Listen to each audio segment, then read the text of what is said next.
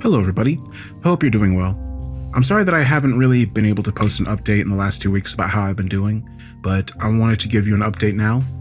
So I'm feeling much better. Also, my ferret Topaz, the eye drop regimen that we had her on for her melting ulcer in her eye, it seems to have helped a lot, and it looks like she's going to be able to keep her eye.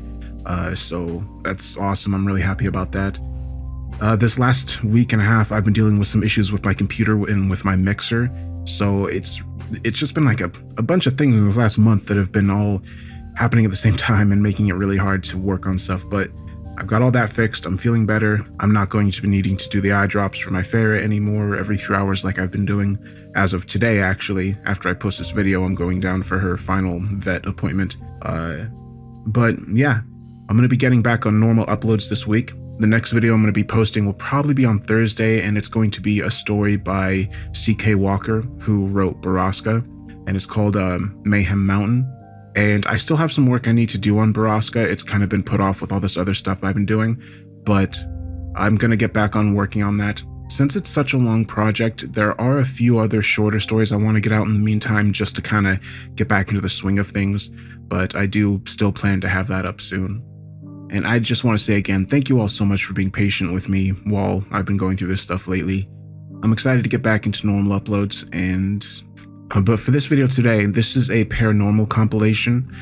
Once I get back into regular uploads this week, you probably won't see nearly as many compilations. I want to get back into just posting singular stories again, and I might do compilations every now and again, but for the most part, going forward, you'll probably mainly only see singular stories like I normally do.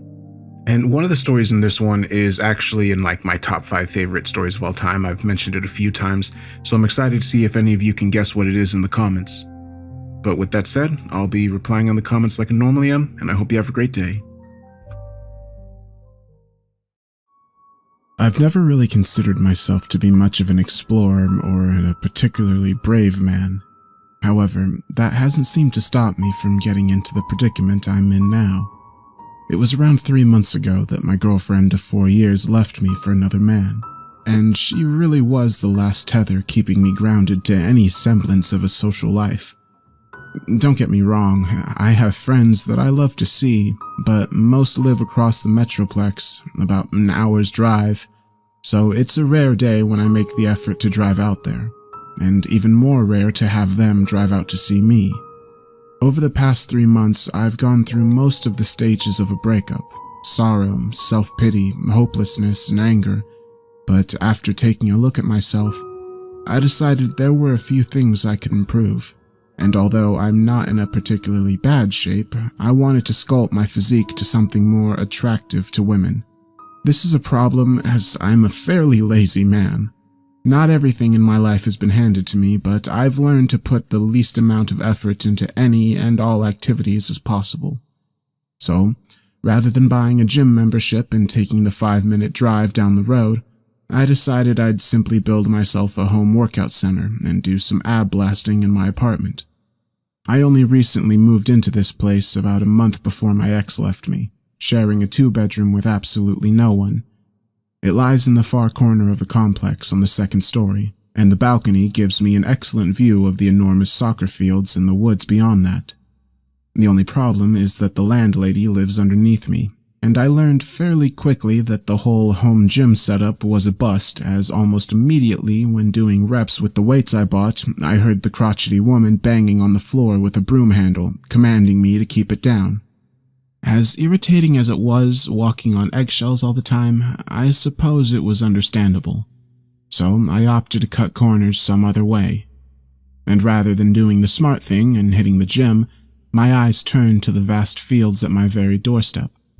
The fields were simply massive, stretching back several hundred yards, surrounded by dense woodland on all sides, other than the front, which faced my apartment, and the equally large parking lot, which was sunken in such a way as to be unseen from the main road that led to it. It was October when I first checked out the fields. I live in Texas, so it doesn't get cold here until December, if at all. So I had plenty of time to get familiar with the area before winter hit. I only went at night, preferably past midnight or even 1 a.m., when the large floodlights were shut down and all the late-night teenagers were done with their shenanigans. I would slip through the decrepit fence that shoddily guarded my apartment and disappear into the night. And during this time, I felt amazing, completely uninhibited and alone, just the way I liked it. I would bring out my weights, do laps around the field, and heck, I even brought a few buddies out there once or twice to have some drinks and play soccer once it had cleared out. And although I will admit going out there in the pitch black alone with nothing but the moonlight could be slightly unnerving at times, it was far better than the alternative, at least at first. As my isolation grew, my sleep schedule strayed from the norm, and it wasn't long before I found myself awake at odd hours of the night. Even now, I'm recording this at 2 a.m., and about a week ago was a particularly rough one. After fruitlessly lying in bed for almost an hour and not even feeling my eyelids flutter once, I realized my efforts to fall asleep were futile, and I found myself crawling out of bed at 1 a.m. It's strange. Many of the times I find myself drawn to the field, it's almost as if I'm not in control of my body, or even my own thoughts. And as I threw on a jacket in preparation for the chilly embrace outside, I glanced outside my bedroom window, finding, to my bemusement, that the floodlights in the field were still on.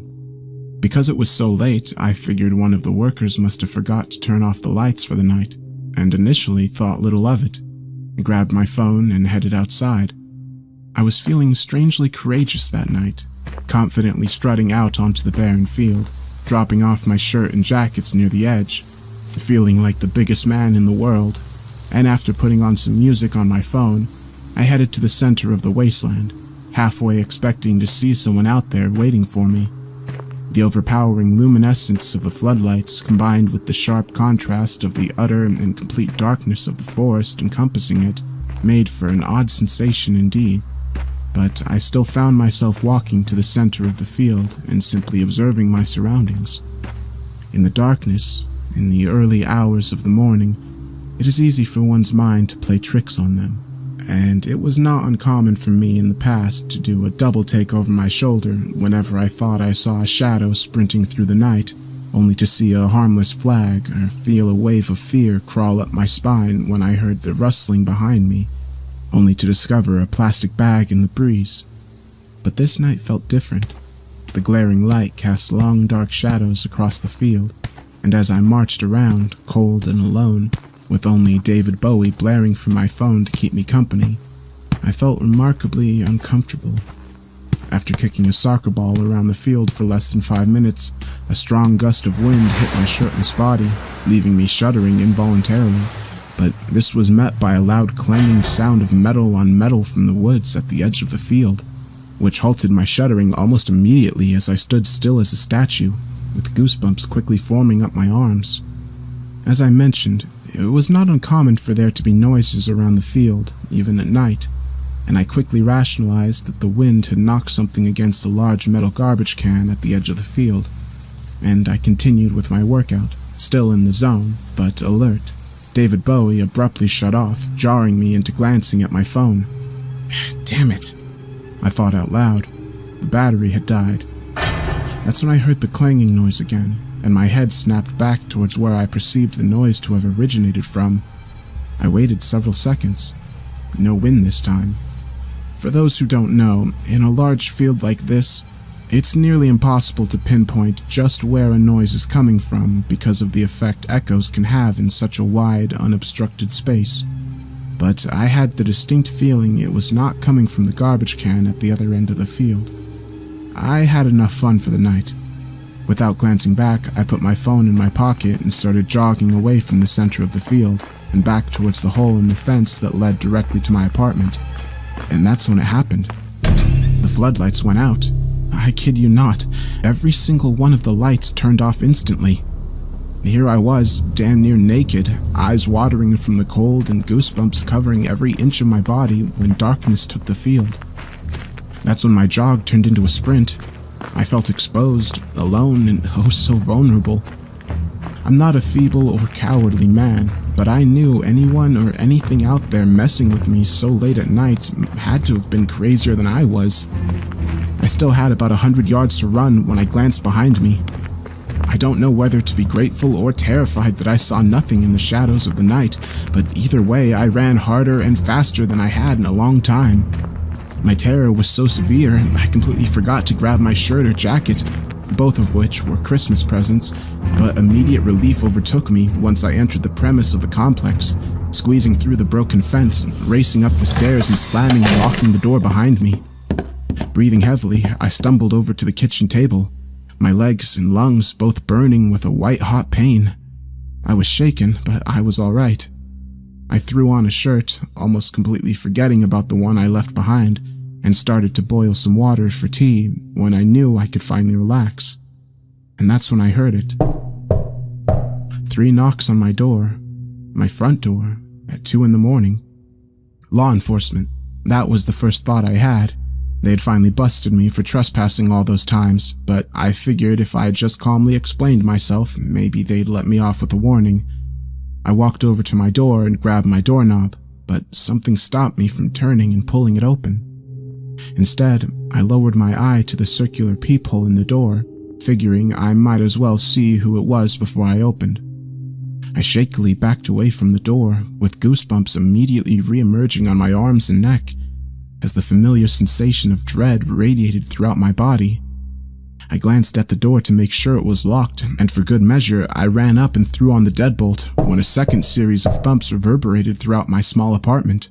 My view of the peephole had been completely black, meaning someone had covered it for a reason that God only knew, but it couldn't have been good. I went out to get my jacket and shirt the next day, when the sun was high in the sky, bringing some semblance of warmth and order to the world. The field was full of parents and kids happily playing soccer, but my articles were gone, along with any sign that anyone or anything was even out there the night before.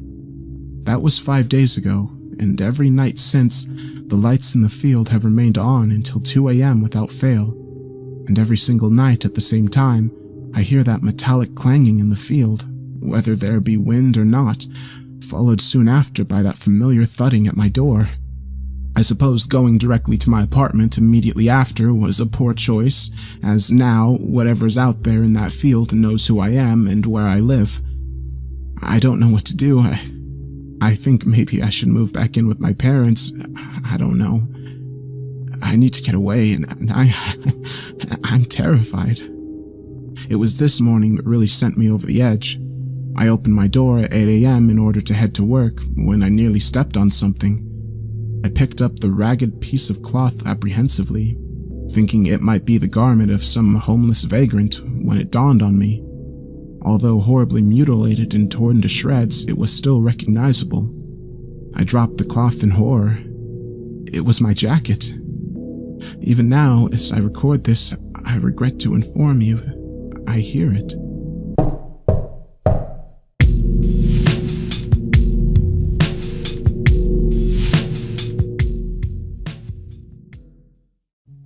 The house sat empty at the top of the hill.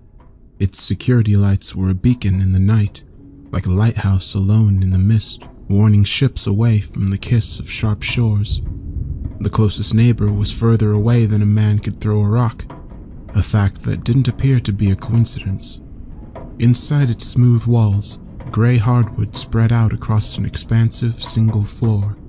The leather furniture decorating the space looked like someone's idea of a futuristic catcher's mitt and felt half as cozy, chosen, as was the case for much of the house, for color more than comfort.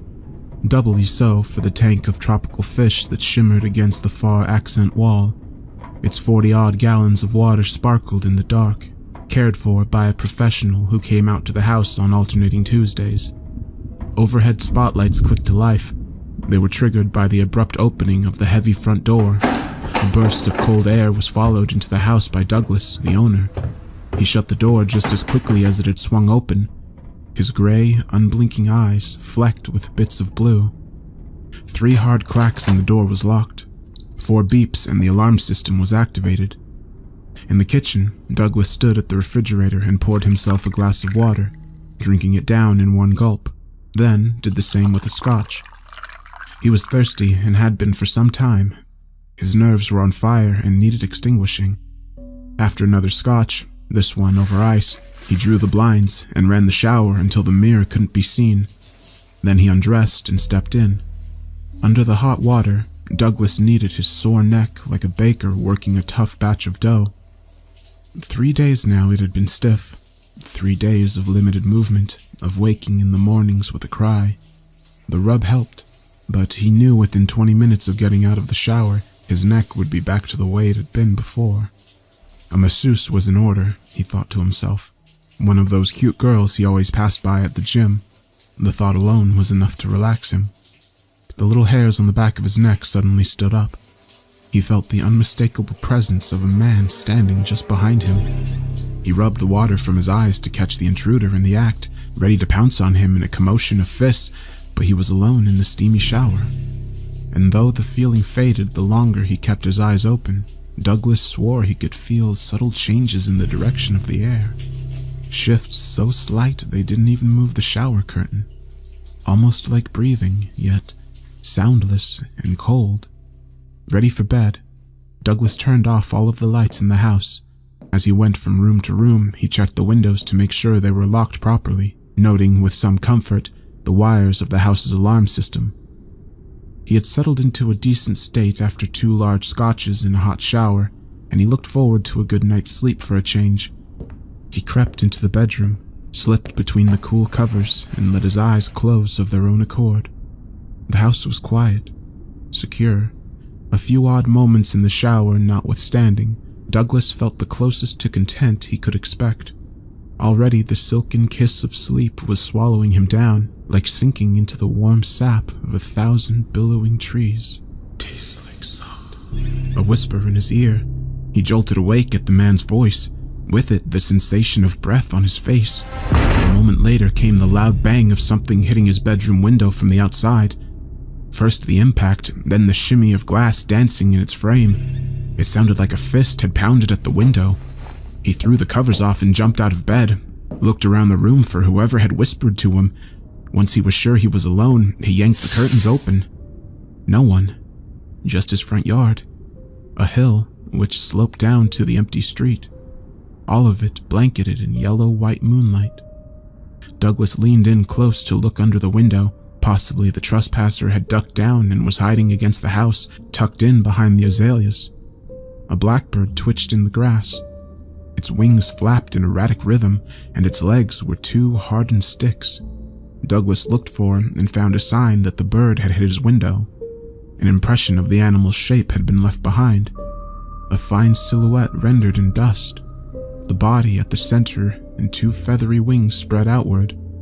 The bird continued to twitch in the grass until the movement slowed. Its solid black eyes finally drained of sight, left to stare unfocused into the sky. Douglas watched the bird die. Then he returned to bed.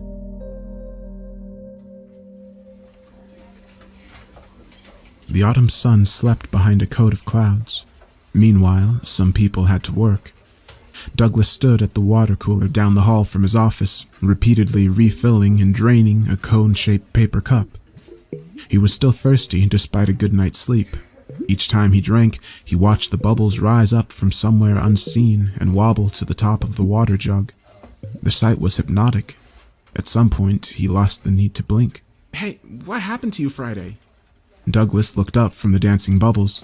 Peter from marketing had walked into the break room unnoticed and was eyeing Douglas with light contempt. "What? You were supposed to meet us at McSweeney's," Peter explained, "for drinks on Friday?"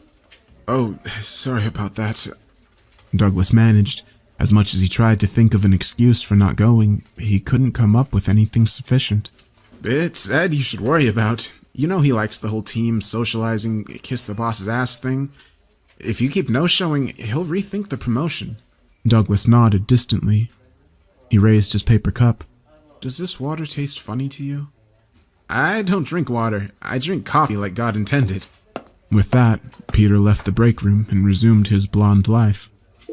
Douglas filled his cup and finished it one more time, doing his best to pin down the familiar taste. Back in his office, he tried to lose himself in work. He became absorbed by emails and faxes and reports, but he found himself unable to commit fully to the moment. fighting the feeling that someone was looking over his shoulder, checking his progress before he made any. More than once he typed out a word only to delete it, then retype it exactly as it originally appeared. The second guessing put him on edge. Eventually, he gave up the idea of completing the task altogether. He sat back in his chair, rubbed his ears, smoothed his tie, and surveyed the battlefield. Suits glided past his doorway. Somewhere down the hall, a fluorescent bulb sounded out its electric death rattle. On his desk, facing the empty chair opposite him, was a nameplate some grateful client had bought him a few years back. He rarely looked at it anymore, as was the case for any non-functional object that sat on his desk for more than a month. He leaned forward and spun the nameplate to read the inscription. The thin strip of horizontal metal was engraved with his name, Douglas, first name only, and underneath it, in smaller font, it gave the origin of the name. From the Scottish surname Douglas, it read, meaning Dark River. Douglas grimaced. He put the nameplate back where he'd found it, this time face down. 2 hours later, after further failed attempts to accomplish something, he left for the day. As he crossed the parking lot, one of his coworkers had her back against her red import with a cigarette burning between her lips. Hey, Doug. You got a new car? It's Doug, and it's a loaner, he replied, not bothering to explain himself any further. She watched him pull out of the parking lot and toward the setting sun. She took another long drag of peppermint smoke and wondered what Ed ever saw in him. Douglas drove. Occasionally, he chewed his thumbnail or checked the radio for a good song, but every sound that came out of the speakers grated on him until he decided he no longer liked music. Meanwhile, the dealership mechanic's voice echoed in his crowded head. "That must have been some deer," the man had said, rubbing his gray palms together as he inspected the damage. A flash of scared eyes crossed Douglas's mind, deep points of tear-pooled black. He had said nothing to the man, simply left him to his work. As the night kicked in like a bad pill, he drove past the river which intertwined through the large stretch of land outside the city. It had always served as a checkpoint in his commute, one of the telltale signs of leaving the throngs behind, those streets packed with the rude and the uncaring. Now it signaled something else entirely. The light of 1,000 stars above was snuffed out in its cold waters. He put his foot down on the accelerator and tried to pass the river without making eye contact. A few minutes later, he entered the tunnel which cut beneath the river. It was a hole in the earth 1,300 feet long and 80 feet below the water's surface. The passage was made of steel arches sprayed with concrete and covered by brick. And though it did much for the city and its people, it was a generally unappreciated addition to its history. The tunnel's public perception had been marred early on when a portion of it flooded during construction, killing 3 men and injuring another. The accident caused a political outcry when it came to light that the company building it had cut corners in order to win the cheapest bid. Although that incident had occurred many years earlier, long before Douglas was born, he shared a distaste for that part of his commute. He had never in his life enjoyed being underground, believed it to be unnatural, and he defended the stance to anyone who would hear it. There were signs up today warning of construction, a common sight, and sure enough, as he rounded the bend at the halfway point, he spied flashing lights reflected against the wall, followed by beastly yellow and white vehicles, and finally, men in reflective coats. One of the larger men held up a sign to the drivers which read, "Slow," letting the cars slip past one at a time as he glanced mechanically over his shoulder at one of the construction vehicles backing into place. Just as Douglas was about to make his own pass, the man flipped his sign around to say, "Stop." "Come on," Douglas sighed. The heavy man made his way to the side of the car and signaled for Douglas to lower the window. "Only take a minute," the man declared. "You can't let me past?" He bunched up his thick face and blew out air. "That's what the last guy said, and the guy before that, and the guy before that. What if I gave you $20? Sorry, bud, the tunnel's gotta be fixed. Eventually someone suffers." He turned and reclaimed his spot, watching the vehicle back up as he half-heartedly held up his sign. In the rear view, Douglas noticed there wasn't a single car behind him. He and he alone would have to wait for life to resume. He settled into his seat and watched his tax dollars work against him, though he refused to put the car into park. Somehow, it meant giving up. A minute later, he gave up. He put the car into park and checked his phone. No service. 30 seconds after that, the lights went out. A loud buzz echoed through the tunnel. A buildup of static turned inside out and amplified. Then, the 2 strips of white lights on either wall near the ceiling snuffed out. The construction crew's generators followed suit, plunging the tunnel and everyone in it into a black as thick as paint. Men shouted in the shadows, and Douglas felt his stomach drop into his pelvis, his fear of a living grave come true. The complete darkness only lasted a few seconds. Yellow emergency lights, small and round, were mounted on the tunnel's ceiling every 50 feet, lending the tunnel their sallow glow. Workers toiled in the faint light, trying to restore power to the tunnel. He felt it again, a presence just behind him. Douglas shut his eyes. He squeezed them so tightly he saw fireworks behind his eyelids and felt a low, deep rumble in his eardrums. He knew there was nothing there, just as there had been nothing in the shower or in the bedroom or even standing over him at work. Nothing was invisible in this world. Everything was real and explainable. This was real life. There were no monsters, only idiots and their fears. Cold fingers traced a line up his neck. He shivered and moved forward in his seat, pretending to be chilly from a draft that wasn't there. He cursed himself for entertaining dark thoughts for even a second. But then, a whisper drifted from the back seat. "Tastes like salt." He ignored it, blocked it out. No one had power over him unless he gave it to them. So thirsty. His leg began to shake, and he squeezed it hard until he knew it would bruise. With sudden intensity, the tunnel lights came back on, the power returning with a solid, joined by the happy shouts of the construction crew. Relieved, Douglas opened his eyes and let them adjust to the light. He couldn't wait to get out of this damn tunnel and resume his tired ride home. He glanced in the rear view to see if anyone else had shared this bad luck, any other commuters in the temporary grave. There was a face in the mirror, a pair of hollow eyes looking back at him, dark, dripping wet hair over water-slick skin. The man opened his colorless lips, and dirty water poured out. Panicked, Douglas spun in his seat, his heart exploding against his chest, but there was nothing behind him. Just an empty back seat and an ice scraper on the floor. Nothing in his rear view either. No death stare, no colorless flesh. Even the air felt empty. He tried to breathe slow and steady to calm his heart. He became aware of someone outside the car waving their arms at him. It was the large construction guy holding the sign, and from his face, he'd been trying to get Douglas's attention for some time. In a daze, Douglas rolled down his window once more. "You can go now," the man called out. "Power's back." Douglas nodded and took the car out of park, rolling slowly past the men in their trucks. He drove the rest of the way home in silence, trying and failing to forget the face in the mirror. His mouth was as dry as burnt paper, and he planned to drink until either his throat or his legs gave out.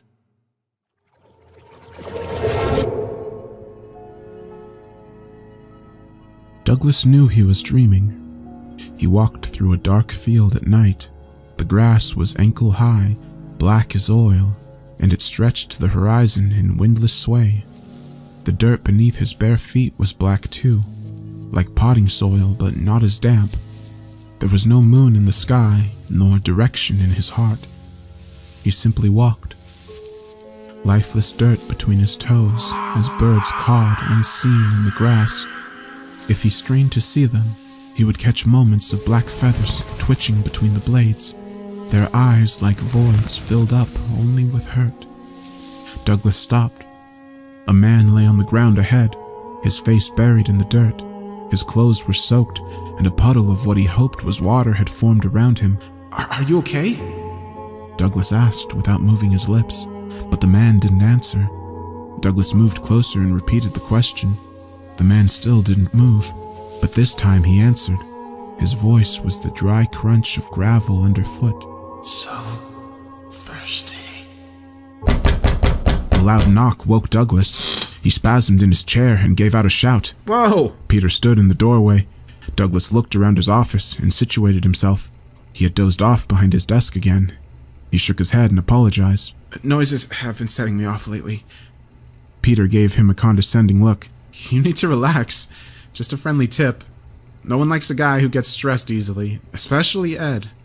He peeked down the hallway to see if anyone else had witnessed the incident, especially Ed. Douglas rubbed his heavy eyes. I think I need to get away for a bit. Hit the reset button. Peter stepped into the office and lowered his voice. Are you crazy? You can't go on vacation right now. Not with everything going on. I know.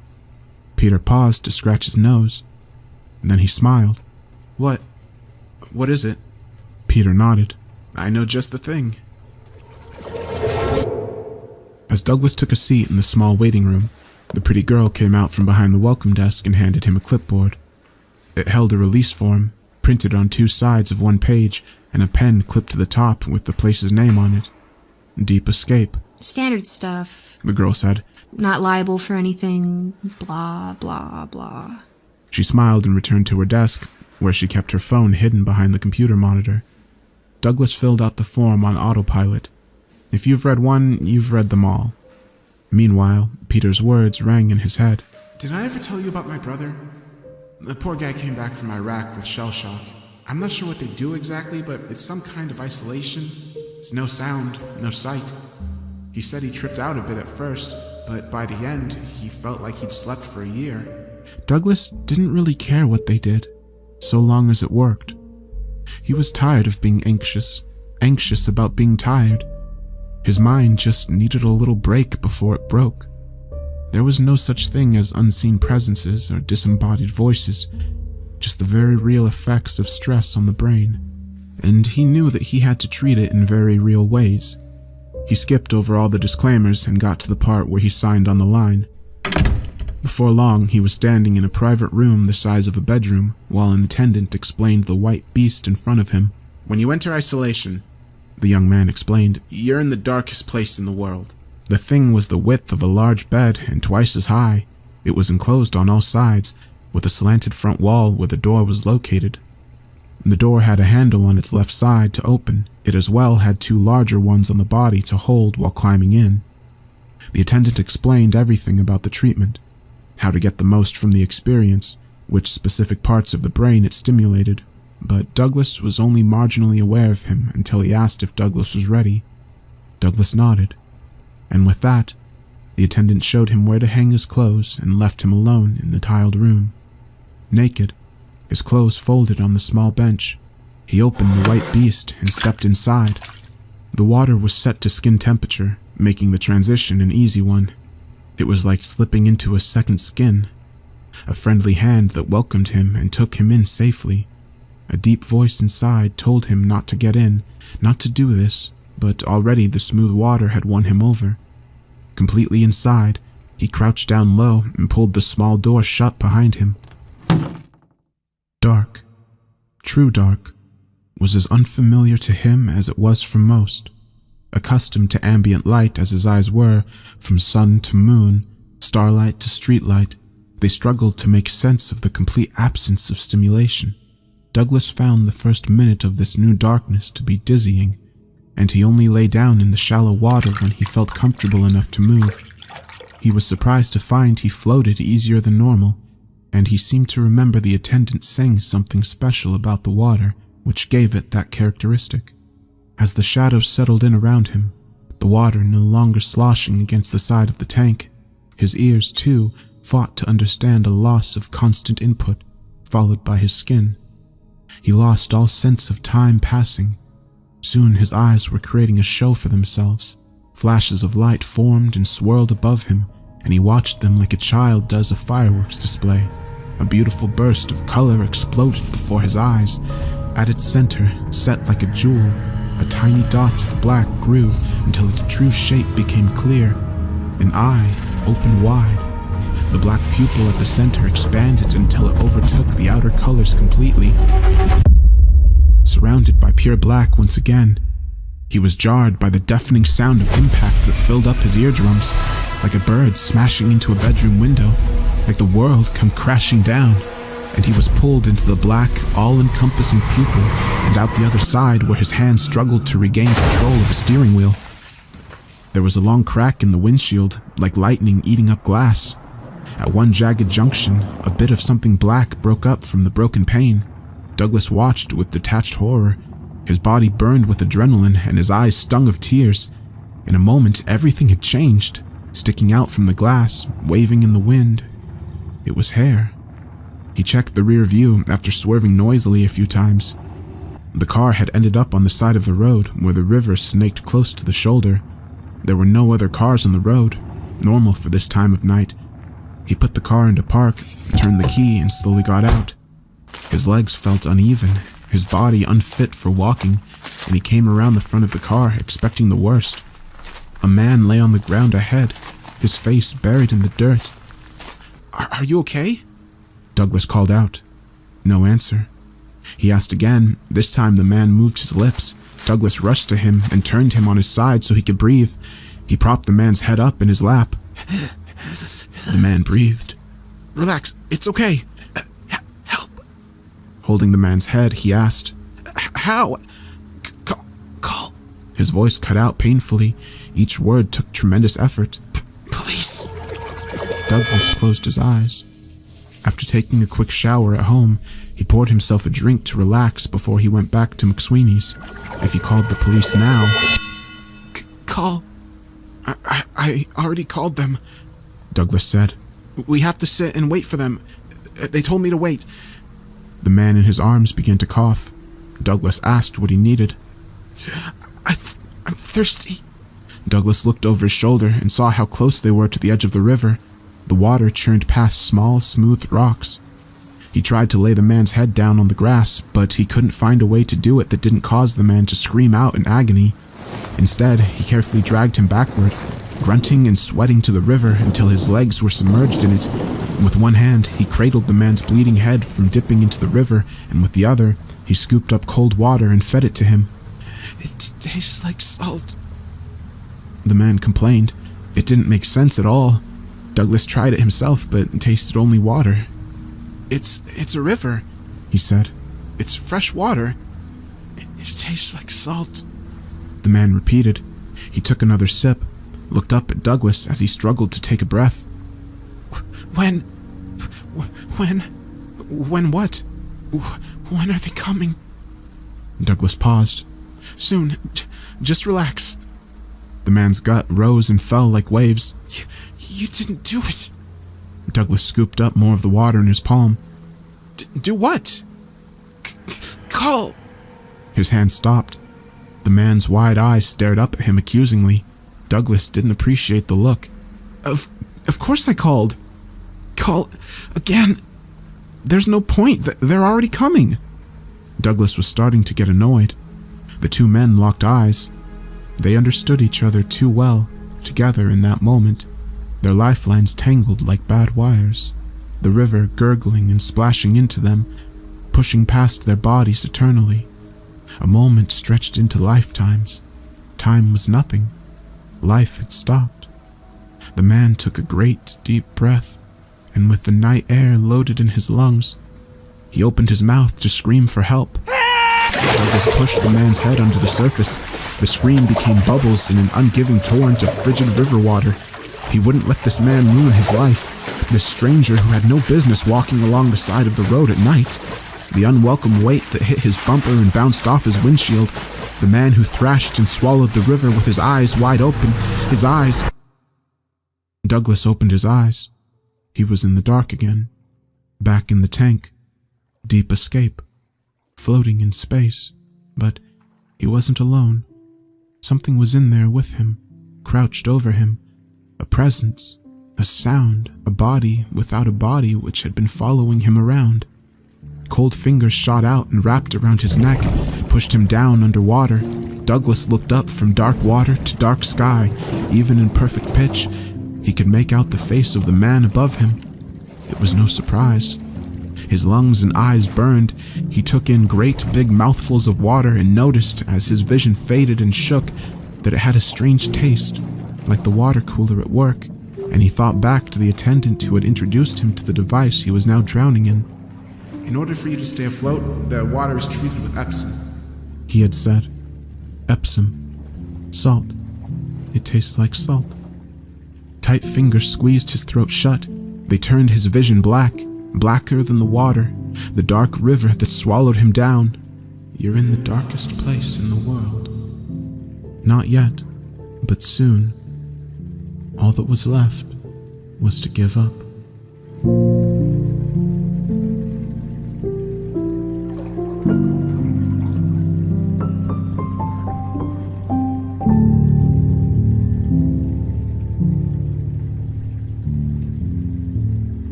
In March 1946, Robert Odell walked into Creek Haven Elementary with a shotgun and a pistol. 12 children and a math teacher never made it home. Odell was arrested immediately following the massacre after he'd fallen down a flight of stairs. When asked why he had done it, he didn't answer. He just smiled. He was executed within the year. Creek Haven has changed a lot since then. It had been a mining town up until the 70s, when the ore depleted and the residents were forced to move away to find new work. Now it's deserted, left for the woods and the wild to overrun. The buildings still stand, including the school, and ghostly rumors have surrounded the place since it was abandoned. Supposedly, the spirits of the children can be seen in and around the school where they died. I'd heard bits and pieces about it since I was a kid. My dad had been born there, but the family left even before the mines dried up. He had no memory of it. Grandma did, though. She'd spent her whole life there, and she'd been in the school when Odell opened fire. That was one piece of her childhood she never talked about. I was taking a film class, and we'd received an assignment to shoot a mini documentary. I knew right away what I wanted to cover. I decided to interview Grandma first to see what she could tell me about Creek Haven and the supposed hauntings that followed in Odell's wake. "We don't say that name," I recorded her telling me. Even over the tape, I can hear the thin, disapproving lines she'd pressed her lips into. "And you don't want to go there. Terrible memories left it ruined." My voice comes up after a moment of silence. Do you remember that day? There's a squeak of a chair as Grandma shifted uncomfortably. "Of course I do. I knew all of the victims. Some had been my friends. You don't forget something like that. Never. Never." After so long, her voice was still raw with pain. I shut the tape off after. Even as a high school kid, I knew there was some things you shouldn't push. After it was done, Grandma got up and walked into the kitchen. She asked me what kind of cookies she should bake for me to take home. I didn't bring up Creek Haven with her again. That didn't push me off the project, though. I recruited my friend Nicole to act as camerawoman, and we picked a date to drive out to Creek Haven. Despite its bloody past, neither of us believed that it was truly haunted. My documentary was meant to cover its history and the birth of an urban legend. I called it The Making of a Ghost Town. It was overcast and humid when we left. Nicole's Jeep's AC was broken, and she spent the 30-minute ride complaining about it. I was too busy focusing on my notes to really notice. I didn't think to look up until she stopped short and my seatbelt caught me as I jerked forward. A barrier had been erected in front of the road leading into Creek Haven. I got out and filmed it and the long strip of potholed pavement behind it. I had Nicole put her four-wheel drive to good use and directed her off-road to go around the flimsy barricade. I held the camera out the window, catching shots of the trees lining the way in and the first glimpses of houses, sagging and in disrepair in the distance. We slowed to a stop when we reached what had once been Main Street. I had dug up old photos of the town over the years, and Nicole and I went through the pile to find the ones that matched the spot we were in. I wanted a montage of then and now comparisons to open the documentary with. "So when do we get to the school?" Nicole asked. She was eager to get to the haunted part already. Soon. Oh, come on. You know that's the only thing anyone's going to care about. The video's only going to be half an hour. Don't waste your time being artsy-fartsy. The tight, grim set of Grandma's expression crossed my mind as I relented. What was still an open wound for her was schoolwork fodder for us. It was a reminder to treat the subject matter with as much respect as I could manage. We followed a map I'd brought down the bumpy streets toward the school. It was eerie to drive past the sun-bleached buildings still sporting their signs and business names, as if they were just waiting to open their doors again. I kept the camcorder rolling as we turned down Dogwood toward the low stone wall that surrounded the school. It was a 2-story building, red brick and blackened windows. The small parking lot was an empty mess of weeds growing through concrete. Nicole just parked outside the front doors. The glass on one had been shattered, allowing us a view of the corridor beyond. As I started to climb out, Nicole grabbed my arm. Someone's in there. She hissed. "Where?" There! she said, jabbing her finger forward. In the first doorway inside. Someone's looking out. I squinted into the darkened hallway and gasped. The outline of a person was peeking out around the doorframe. Nicole's fingers dug into my arm. We sat, frozen, and waited. The person didn't move. What should we do? Nicole asked in an uneasy whisper. The person still hadn't budged from their spot. It could be a homeless person? She suggested. I leaned forward in my seat. I don't think so. Wait, no! Despite her protests, I pushed the Jeep's door open and lifted the camcorder to my eye. In hesitant, small steps, I climbed the short stone stairway leading into the school until my suspicions were confirmed. I laughed and waved for her to get out of the car and join me. "It's a mannequin." What? She sounded doubtful. "A mannequin? Is that supposed to make it less creepy? Come on, you big baby. We got a lot to film." After some convincing, Nicole finally joined me, and we stepped through the broken glass opening. The inside was dimly lit in shades of gray that filtered through the grimy windows. The dirty, child-sized mannequin we'd seen from outside was standing just inside the first doorway, which had a sign labeling it the front office. Over its shoulder, another mannequin. This one modeled after an adult was standing behind the desk. Another pair were seated in some chairs outside another door marked Principal. What the heck? Nicole said from over my shoulder. I laughed nervously and filmed. She stayed close on my heels as we walked further into the school. A few child mannequins were scattered throughout the halls, one at an old-fashioned water fountain. A few were standing in a line outside a classroom door.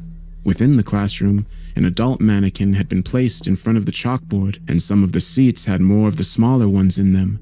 They were all browned with dust and age. This is way too weird. Nicole said. I'm going to wait outside. Oh, come on. Someone was just messing around a long time ago. Whatever. I don't care. I'm out. Nicole scurried back toward the front door, leaving me to call after her. She didn't even turn around. I grumbled and kept going. Each room I passed had its own set of mannequins. They were positioned in ways that mimicked what a typical school day might have looked like. Teachers leading classes of students, an empty library where a lone mannequin was left behind the checkout desk, a cafeteria with a handful of child-sized mannequins scattered around the tables. There was even one class where a couple of kid mannequins had been made to look like they were passing a note between them. It was weird, like Nicole had said, and I couldn't deny that goosebumps had been creeping up my arms since that first child mannequin, but I told myself it was harmless. I wasn't a little kid who was going to be scared by some overgrown dolls, not when 30% of my grade depended on it. I walked by faded, torn posters and glanced into every doorway, filming as I went. I'd have to add a voiceover later. The stairwell leading to the second floor was halfway down the hall. They still seemed sturdy enough, and I walked up them one at a time, slow and cautious the whole way. At the top of the stairs, a single adult mannequin was standing with its back to me. Someone had taped a stick that sort of resembled a handgun to its waist. A larger stick had been taped between its hands.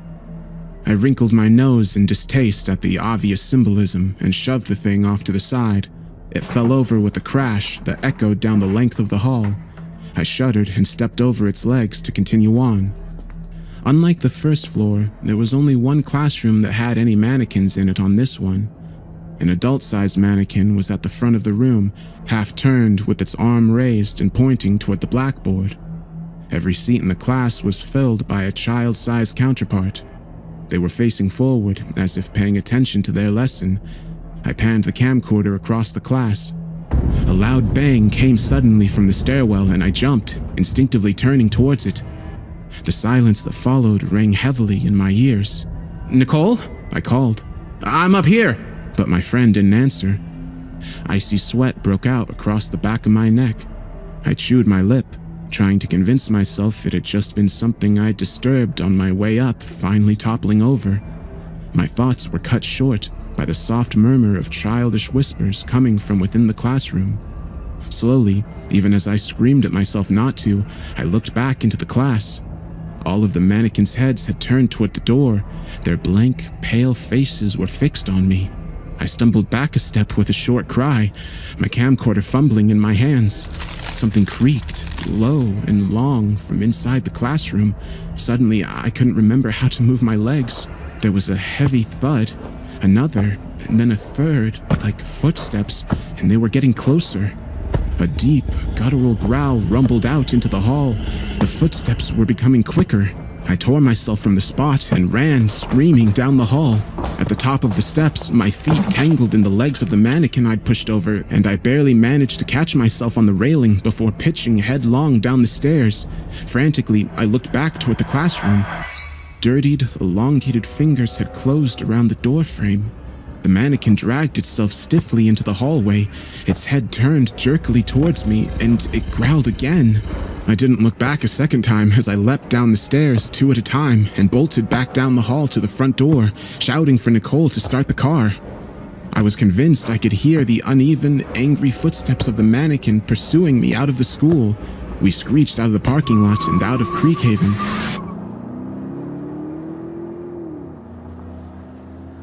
I couldn't bring myself to review the footage until a few days later, when the fear had dwindled a bit and it seemed less real. Nicole didn't want to see it at all. I'm going to have nightmares enough as it is, She'd said after I told her what had happened. I sat at my desk, every light in my room on, and I plugged the camcorder into my computer. I skipped over the initial shots of the town until I got to the elementary school. Seeing the mannequins again made my heartbeat quicken, and I fast-forwarded until I got to the classroom on the second floor. There was a bang which sent the camcorder jumping and off focus. It had come to rest briefly on a plaque outside the door, and I caught the word Parker before the camera was moving again and everything became a blur. The only thing I managed to capture in my desperation to escape was a glimpse of the adult-sized mannequin standing in the hallway as I headed down the stairs. I ended up turning in a documentary on a different, much duller topic, but I kept my footage from the school saved in a hidden folder. Aside from Nicole, I was only brave enough to bring it up with one other person. "Grandma?" I said. "I know you don't like talking about Creekhaven, but did the name Parker mean anything?" Grandma nodded once, a subtle movement. Mr. Parker. He was my math teacher. His classroom had been on the second floor. When Robert Odell began his rampage, Cyrus Parker had been in the middle of a lesson. Students, Grandma included, would later say they didn't know at first what the loud noises that they heard downstairs were. Mr. Parker must have known, but he calmly told them to stay in their seats while he checked it out. The last words he spoke to the children were the same he said every day at the end of class. "Study hard, do your homework, make me proud." He had closed the door behind him. Grandma distinctly remembered the sound of the lock turning into place. The teacher in the next class over had poked her head out when the screaming began from downstairs. She watched Mr. Parker run past her toward a strange man who had just stepped onto the second floor landing. It wasn't until the shotgun blast that she realized what was happening. Mr. Parker took it in the stomach and he growled. He had jumped onto the shooter and both fell down the stairs. He died lying atop that monster. Grandma looked away and dabbed her eyes. Held him down until there was no life left in him. If he hadn't. She trailed off, and I didn't ask anymore. I don't know who put the mannequins in the school or why. Maybe it was an art project. Maybe it was a planned memorial that never panned out. I've never found an answer. But 13 innocent lives were lost in March of 1946. Since then, it's been said that the ghosts of the children haunt the school grounds. I believe it. And I know they're not alone. I know that Mr. Parker never got to leave either. He remains, watching over those children now the same way he did then. God help anyone who ever tries to harm them again.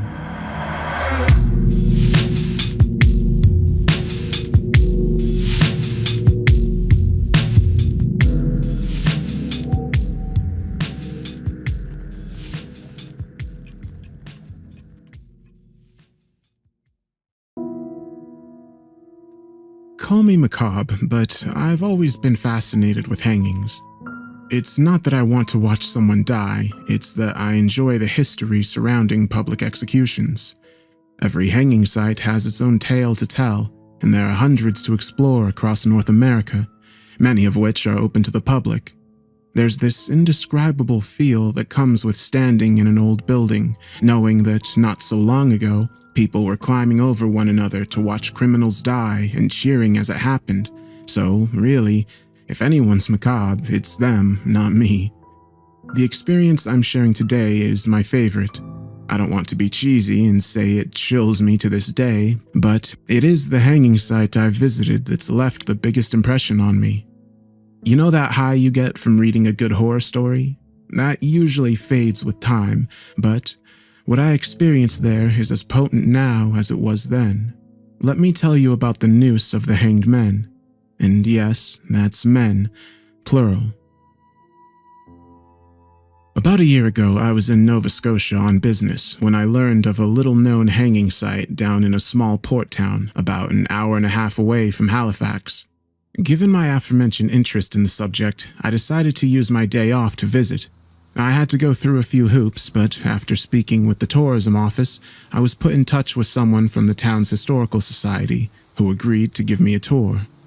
That's how I wound up, late one cloudy afternoon, standing at the edge of a seemingly abandoned property with Ainsley Murray as my own personal tour guide. A couple dozen keys jangled on Ainsley's keychain as she searched for the one to unlock the front gate. The gate was tall and wide, with ornate curlicues ending in pointed spades, reminding me of a cemetery. Beyond it was an unkempt lawn with yellowed grass reaching up about knee-height, an overgrown stone path, and the main attraction, a partially collapsed brick building with a central watchtower. I was excited. Ainsley tried another key, but it wouldn't even go all the way in. "Tell me we're not going to need all of those keys," Ainsley laughed, deepening the creases of her crow's feet. Oh, heavens no, dear. She tried her 10th, or was it her 11th, key. These are all for different buildings. I just like to keep everything on the same chain. Otherwise, I always forget one. Oh. Don't worry. I've only ever gotten locked in twice, and my assistant Muriel got us out within a day or so both times. There was hardly a need to resort to cannibalism. She grinned sheepishly.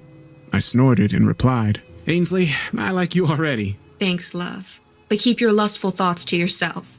I've been happily married for 39 years. She winked and then tried the next key. I think this is the one. The lock clicked and the gate screeched open. Flakes of paint peeled off at the slightest touch and exposed a rusted underbelly. For a property supposedly maintained by a historical society, it sure didn't look like anyone had given it any kind of attention in ages. Watch your step, dear. The ground's a little uneven. Ainsley warned. I was starting to feel it, that dread and excitement you get when you're watching a movie and you know a jump scare's about to happen. There was something in the air, in the way the wind blew through the brush and the crows cawed, like a storm of adrenaline was brewing. Ainsley motioned to the other end of the property. Let's start in the courtyard around back while the weather's still good. Then I'll take you inside and show you the cells. Sounds good, I replied. Ainsley led the way through the grass, not seeming to mind the fact that we couldn't see our feet. I guess it's easy to be brave in tall grass when you know there are no venomous snakes in the Canadian Maritimes, something I wish she'd told me then, so I wouldn't have been quite as wary. "So, what do you know about this place?" I asked. She glanced back at me and smiled. This prison was built in the late 1860s and was originally charged with holding prisoners in transit for public execution in Halifax. In 1875, Warden Murray, no dear, no relation to me. There are a lot of Murrays around these parts. claimed he'd been given permission to perform executions. What do you mean, claimed? She tapped a finger to her bottom lip. He alleged he'd received the go-ahead after a fire in Halifax, but there's no historical evidence to corroborate that. Now, it could be that these records were destroyed over the years, perhaps during the Halifax explosion. But, as far as we can surmise, there were no reports of a fire that year, nor of such a permission being granted. We circled around the collapsed part of the building. The interior walls were still standing, but the facade had crumbled like a sandcastle. Erosion due to flooding, Ainsley revealed later. They'd reinforced the rest of the structure, but had never bothered rebuilding, as the destruction had occurred during that pocket of time after the prison had been decommissioned, but before it had been deemed a local historical site. So, Warden Mary began performing executions here at the prison. Ainsley nodded. That's right. Just around here. We turned the corner to the courtyard. The tall grass was interlaced with large patches of dry earth which surrounded the gallows. Years of salt air and rainwater had eaten away at the lumber like an old plywood shed, but it still stood.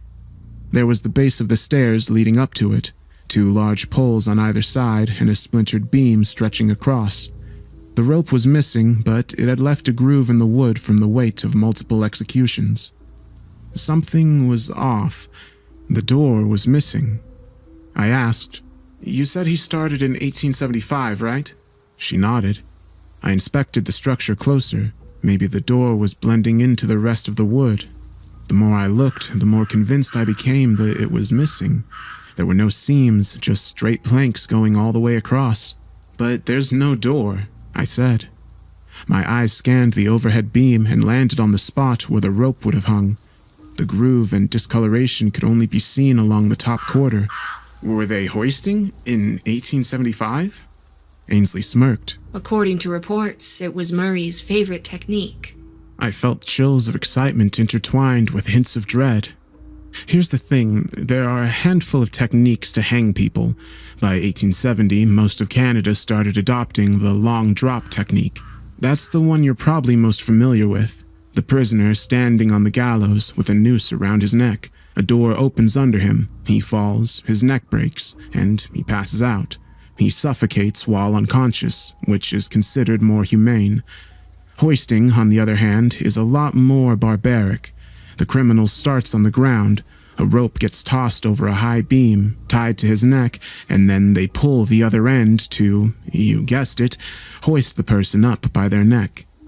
The process can be excruciatingly painful according to reports from survivors. Yes, you can survive this, and it can last upwards of 10, sometimes even 15 minutes if the person struggles in the right way. "That's sick," I said. And yet you're smiling. She answered. Sorry, can't help it." She waved a dismissive hand. Don't worry, I'm not judging. She motioned to the courtyard. Hangings are a morbid business, but somehow they always draw people in. They were especially popular here, feeding a need from the local folk who couldn't make it to Halifax. And according to reports, the warden liked to hold surprise executions. He'd climb to the top of the watchtower early in the morning and ring a bell to signal a hanging. Once the courtyard filled up, he'd order the kill. He'd watch from above, waving at the crowd, like an emperor at the Colosseum. I looked at the watchtower and felt a knot in my stomach as I saw 3 shapes looking back at me. I blinked and they were gone. Just the clouds, I told myself. Just dark clouds peeking from the other side of the tower, right? Ainsley, as though reading my mind, leaned in close and whispered, You know, dear, there's a rumor the tower's haunted by a ghost of many faces. I shuddered. "You're making that up to mess with me." She shook her head. You can ask around yourself. It's been spotted a few times in recent years. Last I hear, it was seen by a group of teenagers who jumped the fence. A few raindrops fell. I asked, "What does it look like?" She replied, Some say a fisherman, others say a man in prison garbs. Everyone agrees its face changes every time you look away. 1 second, he has a beard. The next, He's bald with a scar across his eye, and so on. See, this kind of stuff, this is why I visit these sites. Does he attack? I asked. She shrugged. Some say those who see it are doomed to hang themselves. Others say it's all a myth. She raised her hands, palms up toward the sky. Starting to rain. Let's head inside, shall we? I nodded.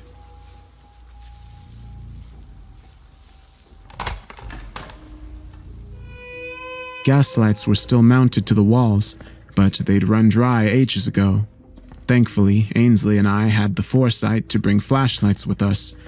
We visited the cells, with their low ceilings, tight walls, old chamber pots, and beds made out of dry straw, then the chapel, just a room with a cross, and finally, the offices. She shared more history about the region and the prison, but I won't bore you with the details, as they're not relevant to this story. I think you'll find this room quite interesting, Ainsley said as she stopped at the door to the watchtower. So far, the rooms had all been interesting, so I was eager to see why she felt that one was special. She fumbled with her keychain and began another round of guessing which key fit the lock. It didn't take too long this time. The lock clicked. She opened the door, and I immediately felt this odd, suffocating feeling, like I'd just inhaled a cloud of volcanic ash. Welcome to the watchtower, Ainsley said. There's nothing brave about stepping into a dark room in the middle of a century-old prison. Logically, there's no real danger. It's only scary if you trick yourself into believing it is. But really, an old building is just an old building. Even though I knew this, and even though I'd walked into many old buildings before without issue, I found myself hesitating. My feet were cement blocks, and the threshold was a force field pushing me back. I had no idea where the apprehension was coming from, only that it was overwhelming and palpable. Oh dear. Worn out already? Ainsley teased playfully. We can go back if you'd like. I shook the nervousness from my body like a dog drying himself. No, sorry. Lost in thought. I lied. I stepped inside and felt a wave of vertigo as I looked up.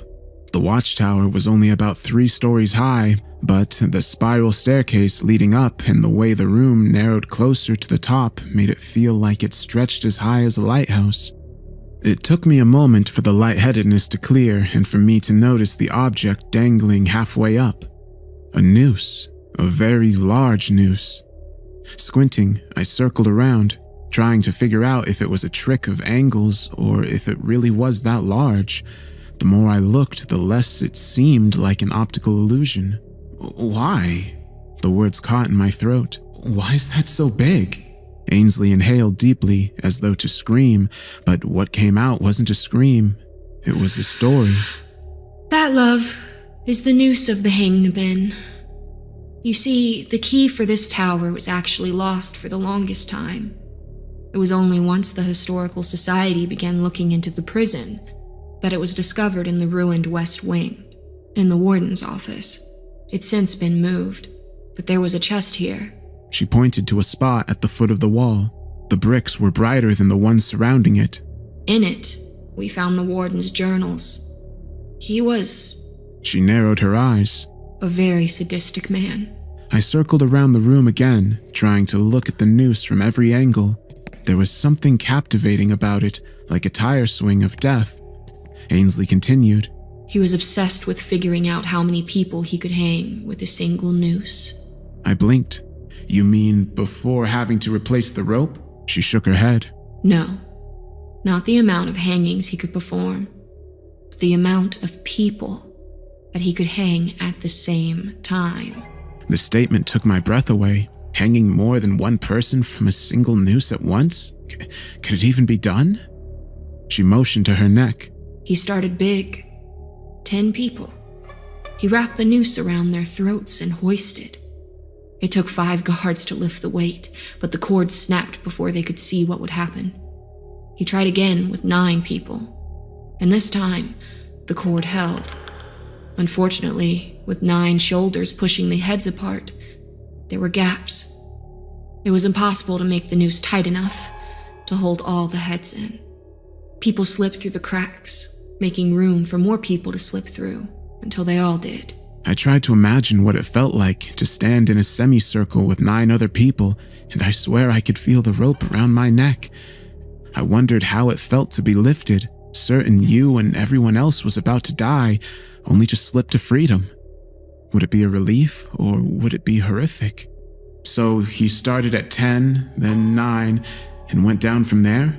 She nodded. He tried 8. Same problem. Then 7, and then 6. His experiments caused some damage. The fewer people being hanged, the longer it took for someone to slip free. It all got worse when his subjects dwindled to 5. Why's that?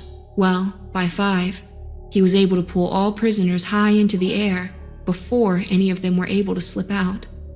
If you didn't die hanged, you died from the fall. So 5 was the lucky number? It was weird. I felt like we were being watched.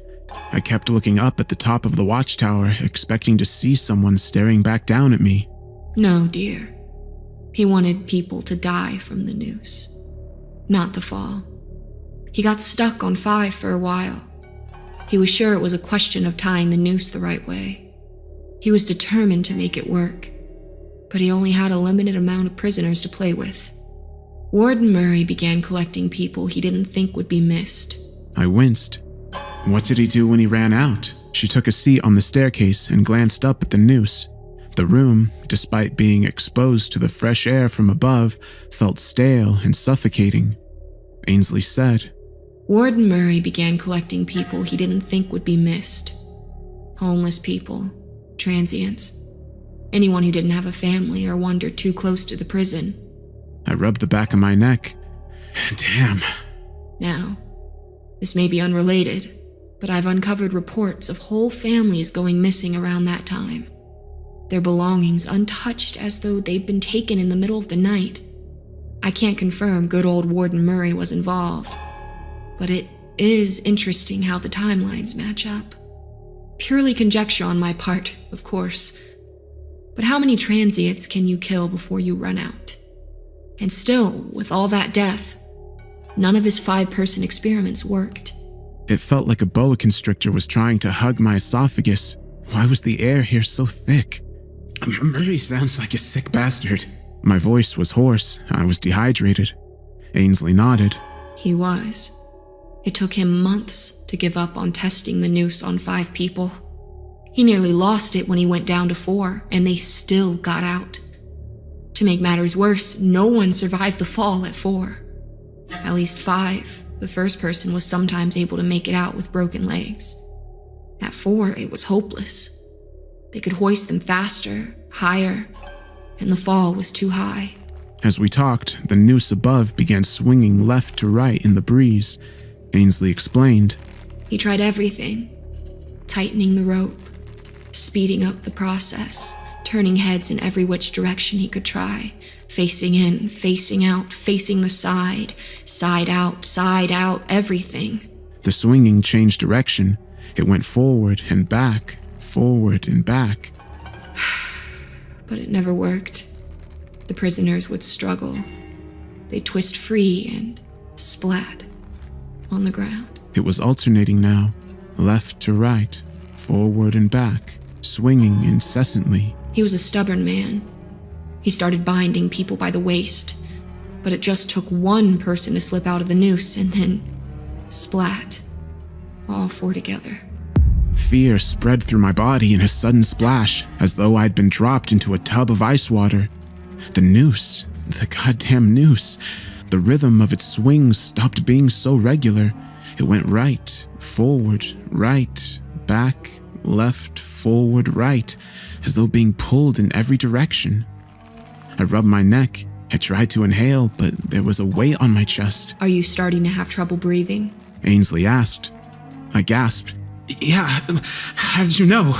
She pointed up at the rope as she walked to the door. They say men can't stay in this room more than a couple minutes, because there's nowhere in this watchtower the noose can't reach. I can't explain it. I really can't, but I was struck with the fear that she'd leave and lock the door behind her. Her keys were jangling. She had her hand on the door. In my mind's eye, I could see her closing it. But as much as I wanted to run for the exit, I felt this invisible bond wrapped around my throat, holding me in place. Come on, let's get you out of here. She said gently. Her soft voice and kind smile loosened the unseen noose. I was able to jog out of the room, panting for air. She escorted me out, hand on my shoulder. I said nothing until we were outside in the cold rain. The number, I stuttered. What was the number? She held her palms to the sky and closed her eyes, inhaling deeply as though the rain were her lover. The number of people you can hang on a single noose. She looked back at me, her smile never losing its warmth. 3. She said. With 3 heads, there's not enough wiggle room to escape. We left the property and said our goodbyes back in town. I couldn't get it out of my mind, the swinging noose, the vivid mental images of people hanging together, the sensation of something wrapped around my throat. Once I was alone, I undid my scarf and checked my neck. I expected to find a rope burn or a bruise or something on my skin, but no. On my way back to Halifax, I glanced back at the watchtower. I swear, even through the sheets of rain and dimming daylight, I could see 3 silhouettes staring down at me. I still visit hanging sites. That's probably never going to change.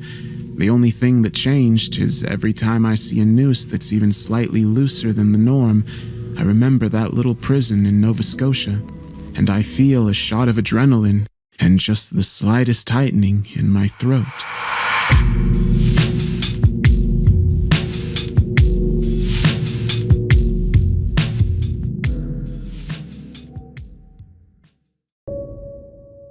Before I tell you about my part in all of this, I need to go back to where it all began. My ancestor, Eizo Nakamura, was by all accounts an asshole, but an opportunistic one. Seize the day, the night, and all the bodies that bask under it with their jewelry unprotected, he declared in his journal that fateful night one late summer evening in 1866, bragging about how he'd scored another heist with his brother, Minada Nakamura, that they'd survive the famine and buy all the hookers they could ever want with the leftover sums. Most folks aren't buried in Japan. In fact, 99.8% of them are cremated. So Eizo wasn't robbing graves, he was robbing corpses before they were cremated. Eizo was resourceful, careful, and precise. He would pick the bodies of those he knew had very few relatives. Minada would pay off the mortician, and they'd ransack the corpse before anyone came to pay their respects. He'd make the excuse that it was to stave off starvation during the Tempo famine of 1833, starting when he was just a boy in Honshu and lasting until he was in his teens. But he continued to steal long after that, which brings us to why we're here today. His greed would ultimately bring ruin upon every male member of the Nakamura bloodline. On the last winter solstice he spent in Japan, now in his late 30s and with a young family, Eizo and Minada resolved to rob the home of a Shinto priest in the region, knowing his young son was riddled with consumption and would soon pass. With distraction plaguing the father's mind, Eizo knew it would be a simple task to rob him blind. The job is easy. We wait in the trees on the night they come to give the young master his rights, and upon their departure, sneak in and claim what we knew he won't miss. He was giddy with excitement. Lord knows his arrogance, given he documented these raids. Sure enough, as documented, the pair lay in wait and watched as the priest's contemporaries filled in one by one and read the poor boy his last rites. The grief-stricken father seeing them out with despair written across his face, clearly too distraught to do themselves. As he thanked them outside, Eizo and Minada snuck around the back and entered the home. When they found the sickly boy laying in his bed and barely breathing, it seemed that Minada felt a pang of guilt and wanted to hold off. These are the hours of the ox. It's unwise to do this now. Besides, he cast his eyes to the boy, Eizo noting the regret in his eyes. He's still alive. We can make a scene. Before casting his gaze forward to the priest's safe room, the door slightly ajar and promises of priceless artifacts, donations, and food laying just out of reach. I wasn't about to let some child not long for this world get in the way of our job. Besides, the sick should give way for the strong, and where this boy is dying, mine was most certainly living. So I did what I had to do. What that turned out to be, it seemed, was suffocating the life out of the child. Azo reported he thrashed ever so slightly before falling limp, an errant hand the only thing still clasped tightly to Azo's forearm in the moments following, as if clutching to the last vestige of life he'd ever come to know. To his credit, Minada punched his brother in disgust, questioning if he was even sane to do such a horrific thing, let alone in the hollowed hours between 1 and 3 when the worst could befall them. But the commotion had roused the priest, and within moments he was stood in the doorway, eyes aghast and trembling hands reached out towards the brothers. It was in that moment that Azo, Minada, and the rest of our lives would be inexorably changed forever. I couldn't tell you exactly what the priest said to them, how his grief-rattled voice shook the very foundation of his home, as if a typhoon were striking the bows with unshackled prejudice, or if Azo and Minada ever saw justice for their crime. But I can tell you that whatever specifics were discussed drove Azo to gather his family and leave for the mountains in 1870, cutting off contact with the outside world and becoming fiercely protective of his boy. At night, he would sit by his front door with sword in hand, wait with trembling lips and shaking hands. He wrote in his journal, "They always come in the hours of the ox. They crawl up the foundations of the home and whisper in my ear, sometimes asking me to do terrible things, other times promising me it'll all end if I open the door. I saw one of them once, a horned and pale-skinned ogre with fangs the size of my forearm, yellow eyes with the blackest pupils that widened to an ungodly pit when they fixated on me. The voice constantly stuck between hysterical laughters and the most pained sobs, no different to an animal trying to produce a human mimicry. It cooed for me to step outside and face what I'd done, but I am a coward and I will not abandon my family." Azo wasn't the only one suffering from these night visits. Minada began thrashing in his sleep every night as his wife struggled to console him. He would flail madly as if fighting off unseen hands, deep lacerations forming on his skin and thick, large bite marks puncturing his soft flesh. Whenever he awoke, sweating, and as if he'd aged some years each night, he would refuse to comment on what happened, save for one phrase: "We should never have gone during the hours of the ox. We deserve what we get." It was on his deathbed a mere 4 years later, only 42 but stricken with white, frail hair and atrophied muscles, that he looked at a spot in the corner and his eyes grew wide, biting his lip to the point of drawing blood. "She's ready for her last meal, it seems. I'm sorry I couldn't stop it." With that, he exhaled deeply, his back arching to the point of snapping before he froze, dead. Azo lasted a decent while longer, refusing to come to Minada's funeral and effectively shutting out the world save for his family and their small rice farm. He watched his 3 children grow older and, on his eldest son's 29th birthday, told him the truth behind his episodes, the reason I am here with you all today. That night, in that home during the hours of the ox, the Shinto priest performed what is known as Ushin no Tokimori, a curse placed upon my brothers for their heinous crimes, destined to suffer in both this and the next life.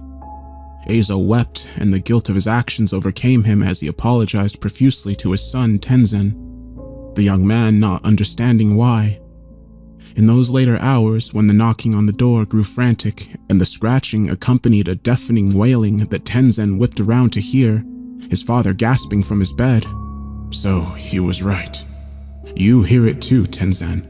Look under the tatami plates near our porch, and please, forgive me." He died soon after, leaving Tenzen with the uncomfortable knowledge that every man in my family now carries on our shoulders. We are all cursed, every single one of us. Every man in my family begins to see these creatures on their 29th birthday, and misfortune befalls them through the rest of their days. Sometimes they go weeks without an incident, sometimes hours. It seems to vary from member to member, but as the generations grew, all the men reported seeing them around the time they reached 29. When trying to find the priest who originally placed the curse in order to apologize, they were unable to locate him or anyone who knew him. The search was ultimately fruitless, and each member of the Nakamura clan dealt with the curse in their own way. Tenzen tried to maintain the property in his father's absence, his younger brother committing suicide the night of his 30th birthday. Now, manic and wild they won't use me as a the hive. blade through his belly, right in front of his children. He gurgled, blood seeping through his teeth and staining them a dark coffee red as he fell forward. His son would later report hearing an incessant buzzing in his ear, itchiness on his skin, and bumps appearing over his body that he couldn't get rid of. He'd eventually throw himself into a river at the age of 34 as a cleansing ritual that he unsurprisingly didn't survive. My grandfather, Hiroshi, took his wife and my dad across the ocean and here to the US during the Second World War, declaring a desire to escape the atrocities of the empire, ply his trade out west, and help the British government as a translator, though my grandmother would recount that he secretly hoped the sightings would stop if they were blessed by another priest and started over in a new land where these yokai could not follow. He was wrong. Within a decade, Hiroshi would be driven to the point of insomnia, refusing to sleep for fear the spindly thing in the gutters would rise out of the drain and claim him. He began scarcely washing, only opting to do so when he could take the bucket into the living room so as to not see into the drain. His son, my dad, Jushin, was obviously concerned seeing his father slowly devolving into nothing more than a husk that babbled on about the rattling of the pipes, the incessant singing that only he could hear emanating from the neighbors above despite living on the top floor, and other maladies that ultimately drove Hiroshi to a heart attack when I was just a boy. I remember the drive home from the funeral.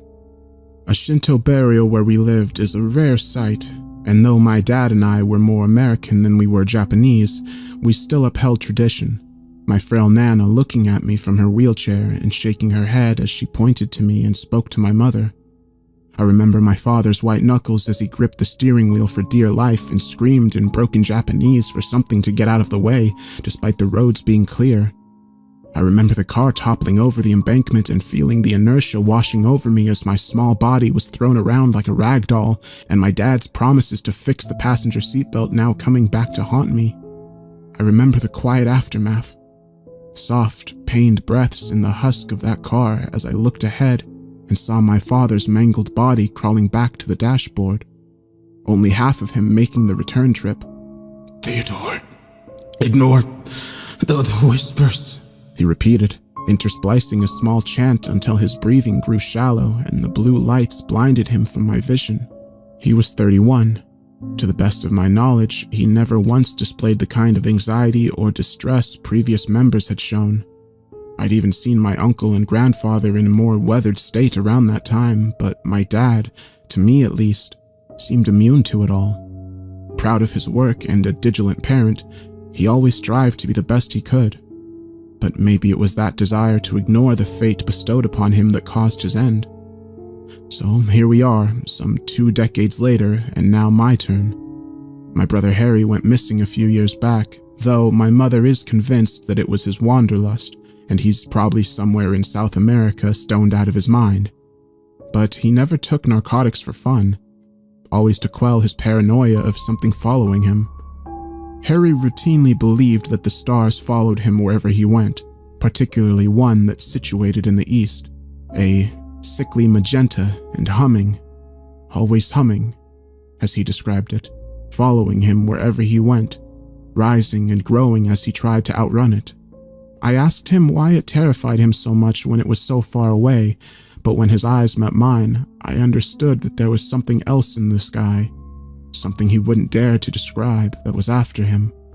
If you saw the glow, heard the hum, felt the presence, you'd know, Theo.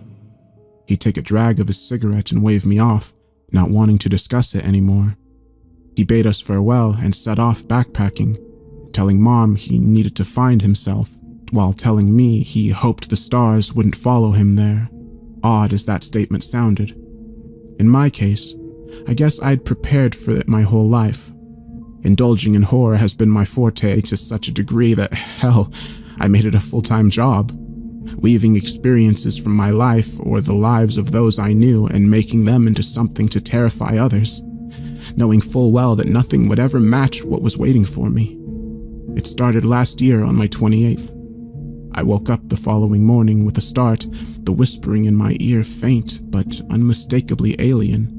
You shouldn't take your medication today. I looked around, puzzled and trying to figure out if it was my sleep-addled state, a leftover portion of the dream I was having. Spying nobody and not hearing any follow-up responses, I roused myself out of bed and got on with my day, cursing myself for forgetting my medication and the feeling of something watching me permeating throughout the day. So from there, it grew like a cancer. Over the weeks, I would feel something placing icy hands around my neck or my stomach, jolting me and causing me to drop something valuable, stumble over in the street, and once even careen my car into the back of my mom's. With every momentary fright and creeping sense of dread, I could feel this thing grow in confidence and power. I spent the remaining part of 2019 researching our family lineage as best I could, trying desperately to find a way to alleviate the curse, atone for my ancestors' sins, or stave it off. But after numerous overseas calls to our native relatives in Japan and lengthy chats with my nana, it was to no avail. You can run from it, plead with it, bargain with it, but the curse shall not relent. My nana rasped, and sadness gripping her old but kind face. I lost my husband and my son to that wretched curse. I couldn't bear to lose you too. I remember taking her hand and smiling, looking up at her to thank her for her kindness, but not seeing the face of my nana where her head rested. Instead, the most grotesque shape stretched itself over my nana's skull, hollowed out eye sockets with amorphous shapes undulating in the black pits, layers of rotting flesh stretching over gangrenous muscle tissue and blackened bone, melting with the mold and fungal rot amassing around her head. It cocked its head to me as it grinned. You will never face her again. This is the crushing nature of the curry. I backed away, softly apologizing to my nana in a cold sweat, my chest tightening and my vision growing blurry. I was having a panic attack. Managing to get to my car, I tried desperately to calm myself down, punching the steering wheel in frustration as my mind shot back to those final moments my dad suffered through. Did he see then what I see now? So it went. The curry kept its promise. First, just with my nana until she died in the spring, then moving on to my cousins, aunts, uncles, and in July, my mother. I've tried as many excuses as I can muster in order to put off seeing her, but I think with my age rapidly approaching 30, she senses something is off. I finally told my partner about it in the week leading up to my birthday. She tried her best to understand, but when she put her hand on mine and suggested I speak to a therapist, I knew it would always be a barrier she's unable to cross. I couldn't blame her.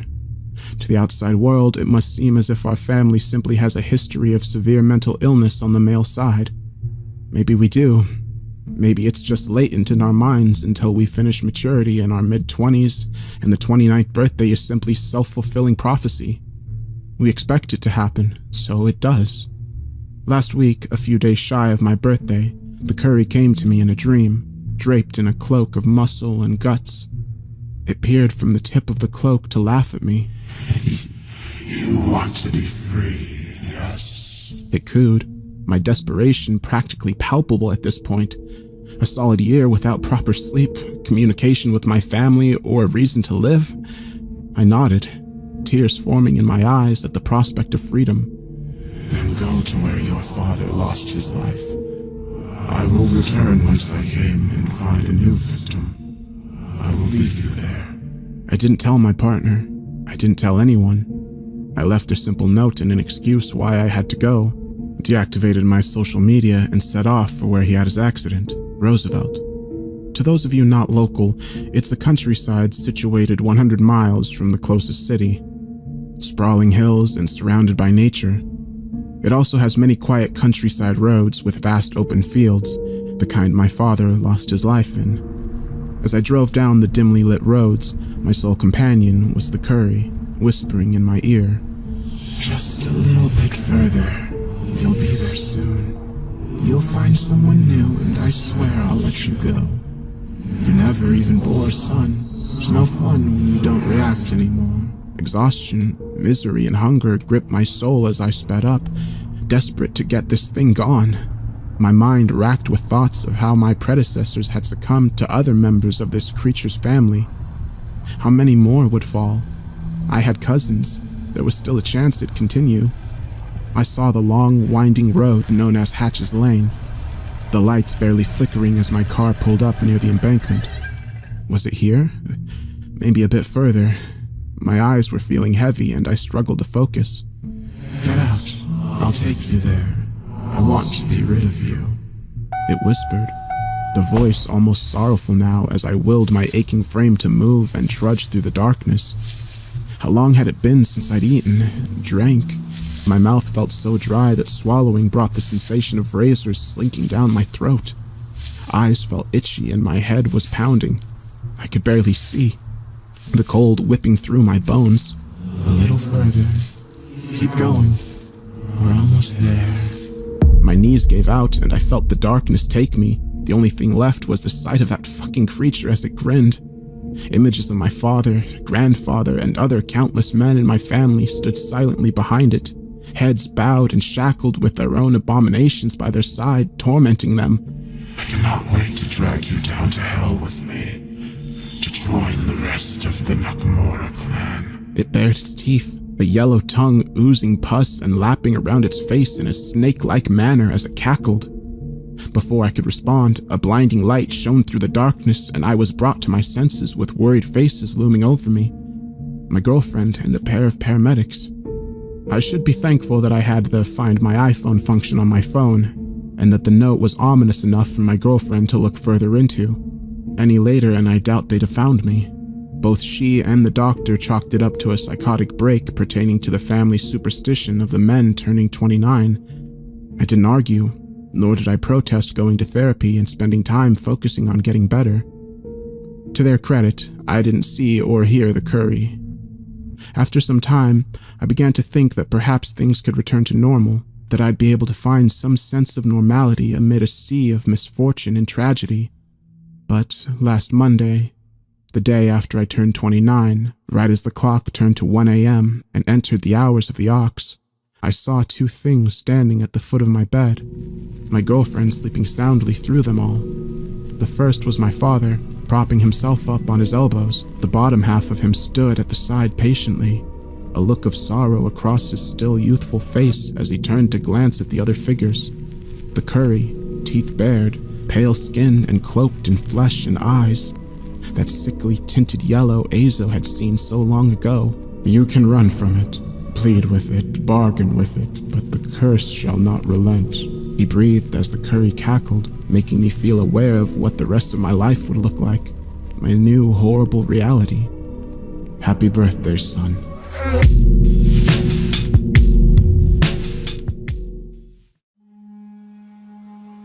They were alive, and yes, so was he. The day we spoke for the first time was cloudy and gray.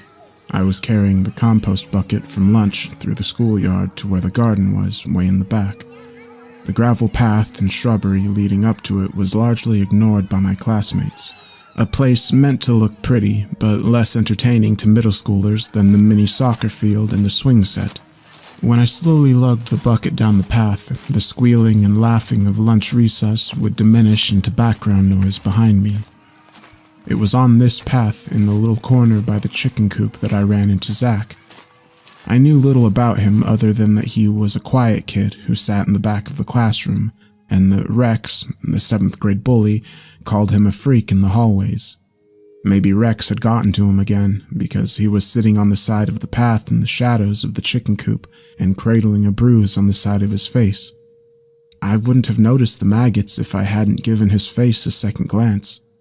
At first, I thought he was crying, but his tears were moving up and down his cheeks. When he noticed me, he hugged his knees tightly and stared up at me, frozen like a statue, like he had never expected anyone to come down here. What I now realized were little white larvae wormed their way around his pale cheeks. 4 or 5 of them.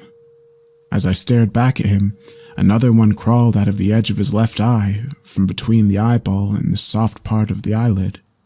I saw his throat bob, the toes of his sneakers fidgeted. "What's wrong?" Zach blinked. The maggots crawled down his cheeks. He raised his hand to flick them away, like he perhaps thought I was blind or somehow hadn't noticed. He was lucky I had been the one to find him that day. As I discovered later in life, most boys grew out of their absolute fascination with bugs by middle school. Fortunately for Zach, I wasn't like most boys. I crouched down quickly and caught his hand before he could swat at the maggots. "Don't do that. You're going to crush them." He inhaled sharply. I did too, without knowing. His hand was strangely soft and cold to the touch. I quickly let it go. Bugs are living things too," I stammered, then cleared my throat and straightened up. "All life is precious. It's what my dad told me." Zach stared at me, then against all odds, he broke into a small smile. "You're the pastor's son, right?" His voice rustled like a breeze through dry leaves. I had never heard him speak before, or maybe I had just never bothered to listen. "Yeah, you know me? I think I've seen you with him a long time ago." The maggots slowly wormed their way down his cheek and neck. Zach didn't seem bothered by them. If their little winding trails tickled, he didn't show it. I watched, strangely fixated, until the tiny white insects disappeared down his collar. Then I stood up and hefted the compost bucket. "Where are you going?" "To feed the worms," I said, jabbing my thumb at the garden. "Want to come see?" He smiled a little wider this time. As he pulled himself to his feet, I thought I saw several small and black shapes scurry in the gravel at his feet.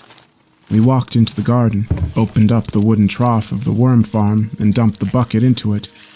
The worms poked their slimy heads out of their spongy, earthy-smelling holes and crawled into the leftover salad and apple cores. I put down the empty bucket and watched them with a small sense of pride. "You like bugs too?" Zach said quietly. "Yeah," I replied, closing up the trough again. "Bugs are cool. I have a giant ant farm at home and some beetles I keep secret from my dad." Without another word, Zach turned to me and held out his hands. The sleeve of his button-down shirt shifted, and a black and red beetle the size of my thumb crawled onto the open palm of his hand. I stared down in awe at the shine of its elytra and the fine fuzz of hair on its legs. The way it moved, the delicate plates of its carapace sliding in perfect sync with each other. "It's beautiful," I muttered. "Where did you find it?" "Bugs are my friends," Zach said simply. He tilted his hand and the beetle climbed up onto his index finger, where it spread its translucent yellow wings and flew away. I waited for him to tell me more, but he turned on his heels in the garden dirt, and that was that. Zach revealed his secrets to me quietly, one by one. We now sat in the dirt behind the chicken coop during lunch recess, tucked away from wandering eyes so that I could watch Zach work his magic. He had been telling the truth. Everything creeping and crawling in the yellow grass and coarse dirt was his friend. Scarab beetles crawled out of the loose soil and onto his sleeves. Long-legged spiders rappelled down from his collar. One time, a giant centipede emerged from in between the buttons of his shirt. I cried out in alarm, and Zach laughed. His laughter rustled like his voice, and a pair of white and brown moths fluttered out of his mouth. Once I was aware of Zach, I couldn't become unaware. There was a mysterious way he kept people from looking his way. He sat quietly at the back of the classroom, and the teacher would sort of see through him, like he wasn't there. The crowds in the hallways after class parted naturally for him, but no one ever talked to him. Here, I realized that Zach didn't have any friends. Rex, the 7th grade bully, picked on him regularly. Sometimes people watched. Zach took it all without a word. The pushes and shoves and the occasional blow to his chest or the side of his face as Rex grew enraged by his silence. As he stood there, he held parts of his clothes gently, and I knew it was so that the tiny creatures in his pockets wouldn't be crushed. Zach walked home with me every day, though my house was closer and I never learned where he lived. One time, when my father wasn't home, I invited him to my room and showed him my beetles. "They look happy," he said, peering into the plastic bottles. "You think so?" Zach nodded. "Bugs are simple. If you give them food and a cozy place to stay, they're happy. If you care about them, they'll be your friend." A millipede crawled along the snug cranny between his hair and the curved back of his ear. I wondered how he could tell my beetles looked so happy. Even as the millipede slowly slithered into his ear like it was burrowing into the ground, That was the only thing I really wondered about Zach. One day after school, he quietly took me to the old town cemetery. I followed him through the yellowed grass until we stopped at the foot of a small granite gravestone. I stepped up beside Zach and read the thin white inscriptions. Zach Wilson, 05-03, 1999, 08-17, 2010. A heart of gold and the voice of an angel. I looked back at Zach. His smile trembled and he looked nervous. I waited for him to say something, but he held on to his silence. "Is that you?" I carefully asked, unable to come up with anything better. He nodded curtly. I reached out and touched his shoulder, just to make sure that I could. The folds of his shirt, the cool skin underneath. Once I was absolutely sure he was there, I let out a small laugh. "Why do you look so nervous?" Zach's eyes flooded with relief and he smiled again. His real smile. I don't know. For the rest of the afternoon, we sat in the graveyard dirt and played with the roly-poly bugs that crawled on Zach's grave. As the sun dipped and our shadows grew, Zach took in a small breath and began to sing. A gentle chill went through me as I recognized the song, Amazing Grace. If someone told me that was the voice of an angel, I would have believed them. When I went home that day, I waylaid my father on his way to his basement study and asked him where little boys went when they died. Bittersweet smile lines crinkled around his eyes, and he told me that good little boys went to heaven to meet God. I asked him if God ever let the little boys come back home. My father said heaven was their home. That next Monday, Rex the bully wrestled me down to the floor of the hallway for looking at Kate Michaels the wrong way. As the grimy bottom of his shoe ground painfully into my chest, I spotted Zach standing amongst the crowd. He stared down at me and then took a step back as if he anticipated something. The next moment, the hundreds of round black cockroaches swarmed out from underneath the lockers and scurried up Rex's leg. His face blanched and he screamed, and all the kids in the hallway watching us screamed too. Rex kicked his legs and shuddered in his gym shorts and bolted down the hallway sobbing. The swarm of cockroaches streamed after him. Zach peeked his head out from around the lockers and smiled. His eyes glittered with mischief. That evening, as we made dinner, my father asked me where I had gotten the bottom of a shoe-shaped smudge on my shirt. I told him Rex had pushed me down in the hallway. Then I asked if Rex would go to hell for that. My father said he had better seek forgiveness. I should forgive him? It would be very brave of you. You would be giving Rex an opportunity to become a better person. We ate dinner, and my father brought me orange juice, and as I drank it, he looked at the old photo of my mother in the way that he does sometimes. I was particularly tired that day, and my father tucked me into bed early. Tuesday morning, Rex didn't show up to school. Zach and I joked that he was still running from the cockroaches. Zach laughed and quickly covered his mouth before Kate Michaels in her passing could see the moth fluttering on his tongue. Rex still didn't show up on Wednesday, nor Thursday, and then on Friday morning, his face was in the newspaper under the missing children section. I thought maybe Zach had something to do with it, but he told me he hadn't seen Rex since the cockroach incident. He looked troubled when I told him Rex was missing.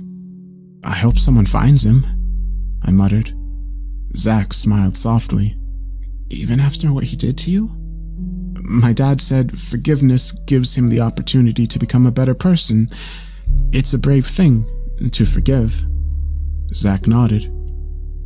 Last winter, a few kids had gone missing, and there had been rumors about everything from kidnappers to mountain lions. The same had happened a couple of years back. By now, parents were easily scared, so on Saturday, the sidewalks outside felt a little emptier.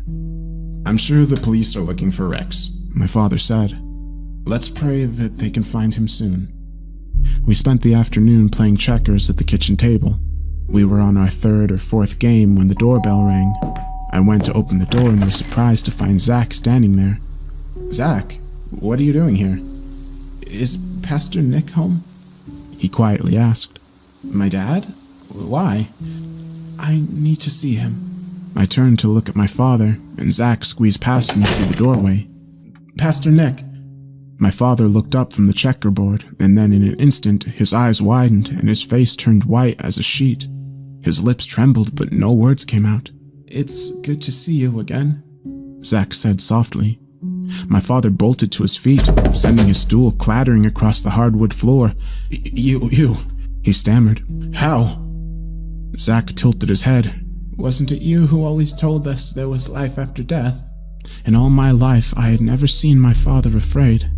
Not even when he had forgotten the turkey in the oven last Thanksgiving and the whole kitchen got engulfed in flames. But now he was afraid, as Zach walked closer to him, step by step. "Why didn't I make it to heaven, Pastor?" My father pressed his back against the kitchen table and whimpered something that died at the back of his throat. Zach gazed up at him steadily as he slowly undid the buttons on his cuffs. "Maybe God couldn't recognize me anymore," he said quietly. "Not after what you did to me." He pulled up his sleeves and I gasped. Deep gashes circled his wrists and his forearms. White cuts oozing old purple blood like something had carved his arms into little pieces and then messily stuck them back together. His skin was gray around the wounds and pockmarked with red craters. As I watched in horror, maggots and beetles crawled out of the holes and crept along the open seams of his flesh. They were all his friends. I knew. As I stood there frozen and my father gasped for breath, Zach reached his hand up into his mouth and made a small sound, somewhere between a cough and a choking noise. I saw the soft skin of his throat tremble, and then a giant brown scorpion crawled out from between his open lips and onto the palm of his hand. "Tell me," Zach muttered as the scorpion raised its tail, tipped with a wicked black stinger the size of my thumbnail. "Rex is in there right now, isn't he?" My father cried and pleaded for mercy. I watched numbly. "He deserves forgiveness, just like you told your son. But you, Pastor Nick, are a pitiful hypocrite." He lifted his hand, and the scorpion leapt onto my father. My father screamed and clawed at his shirt, but all that was needed was a single swipe. A flash of the stinger. The scorpion rolled onto the floor at the same time that my father's knees buckled. Zach quickly knelt down and scooped up the scorpion in his hands, and my father slammed onto the floor, twisting spastically. My friend gazed down sadly at the scorpion's crushed carapace and flailing legs. "I'm sorry. You were so brave."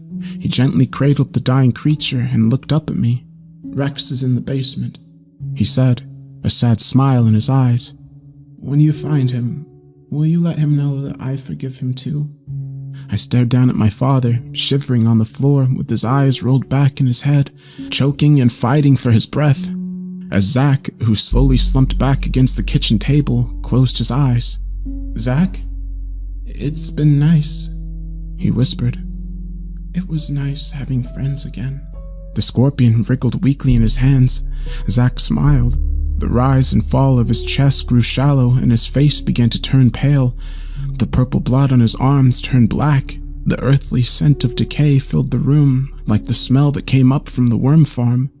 When the scorpion stopped moving, I slowly turned around, walked into the living room, picked up the phone, and dialed 911.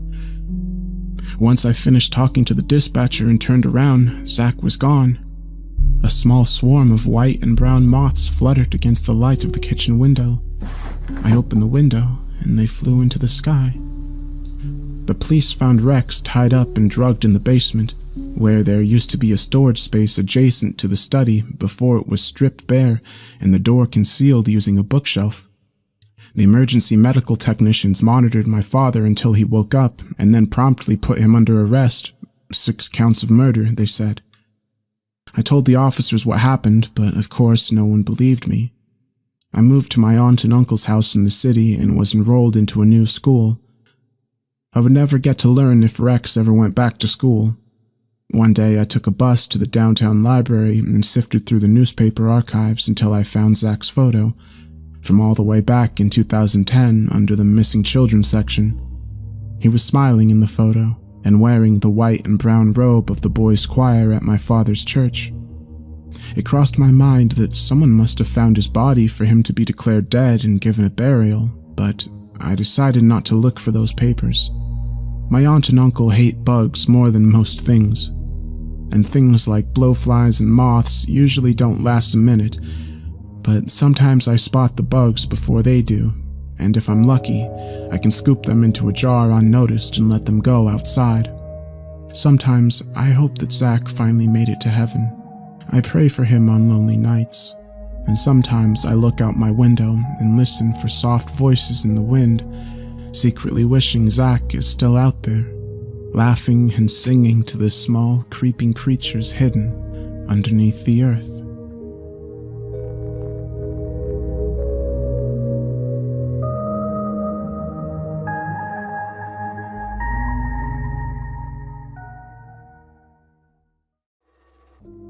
Hey everyone, so I recently put out a new project over on Audible, and it's called Child Roland by Jam Nelson, who also wrote this story. So if you listen to the video and you like the story, and you want to hear more of the author's stuff, I'll leave a link to where you can check out the audiobook as well as the book itself on Amazon. And if you want to help out the channel, be sure to like the video and subscribe, and with that said, enjoy the video.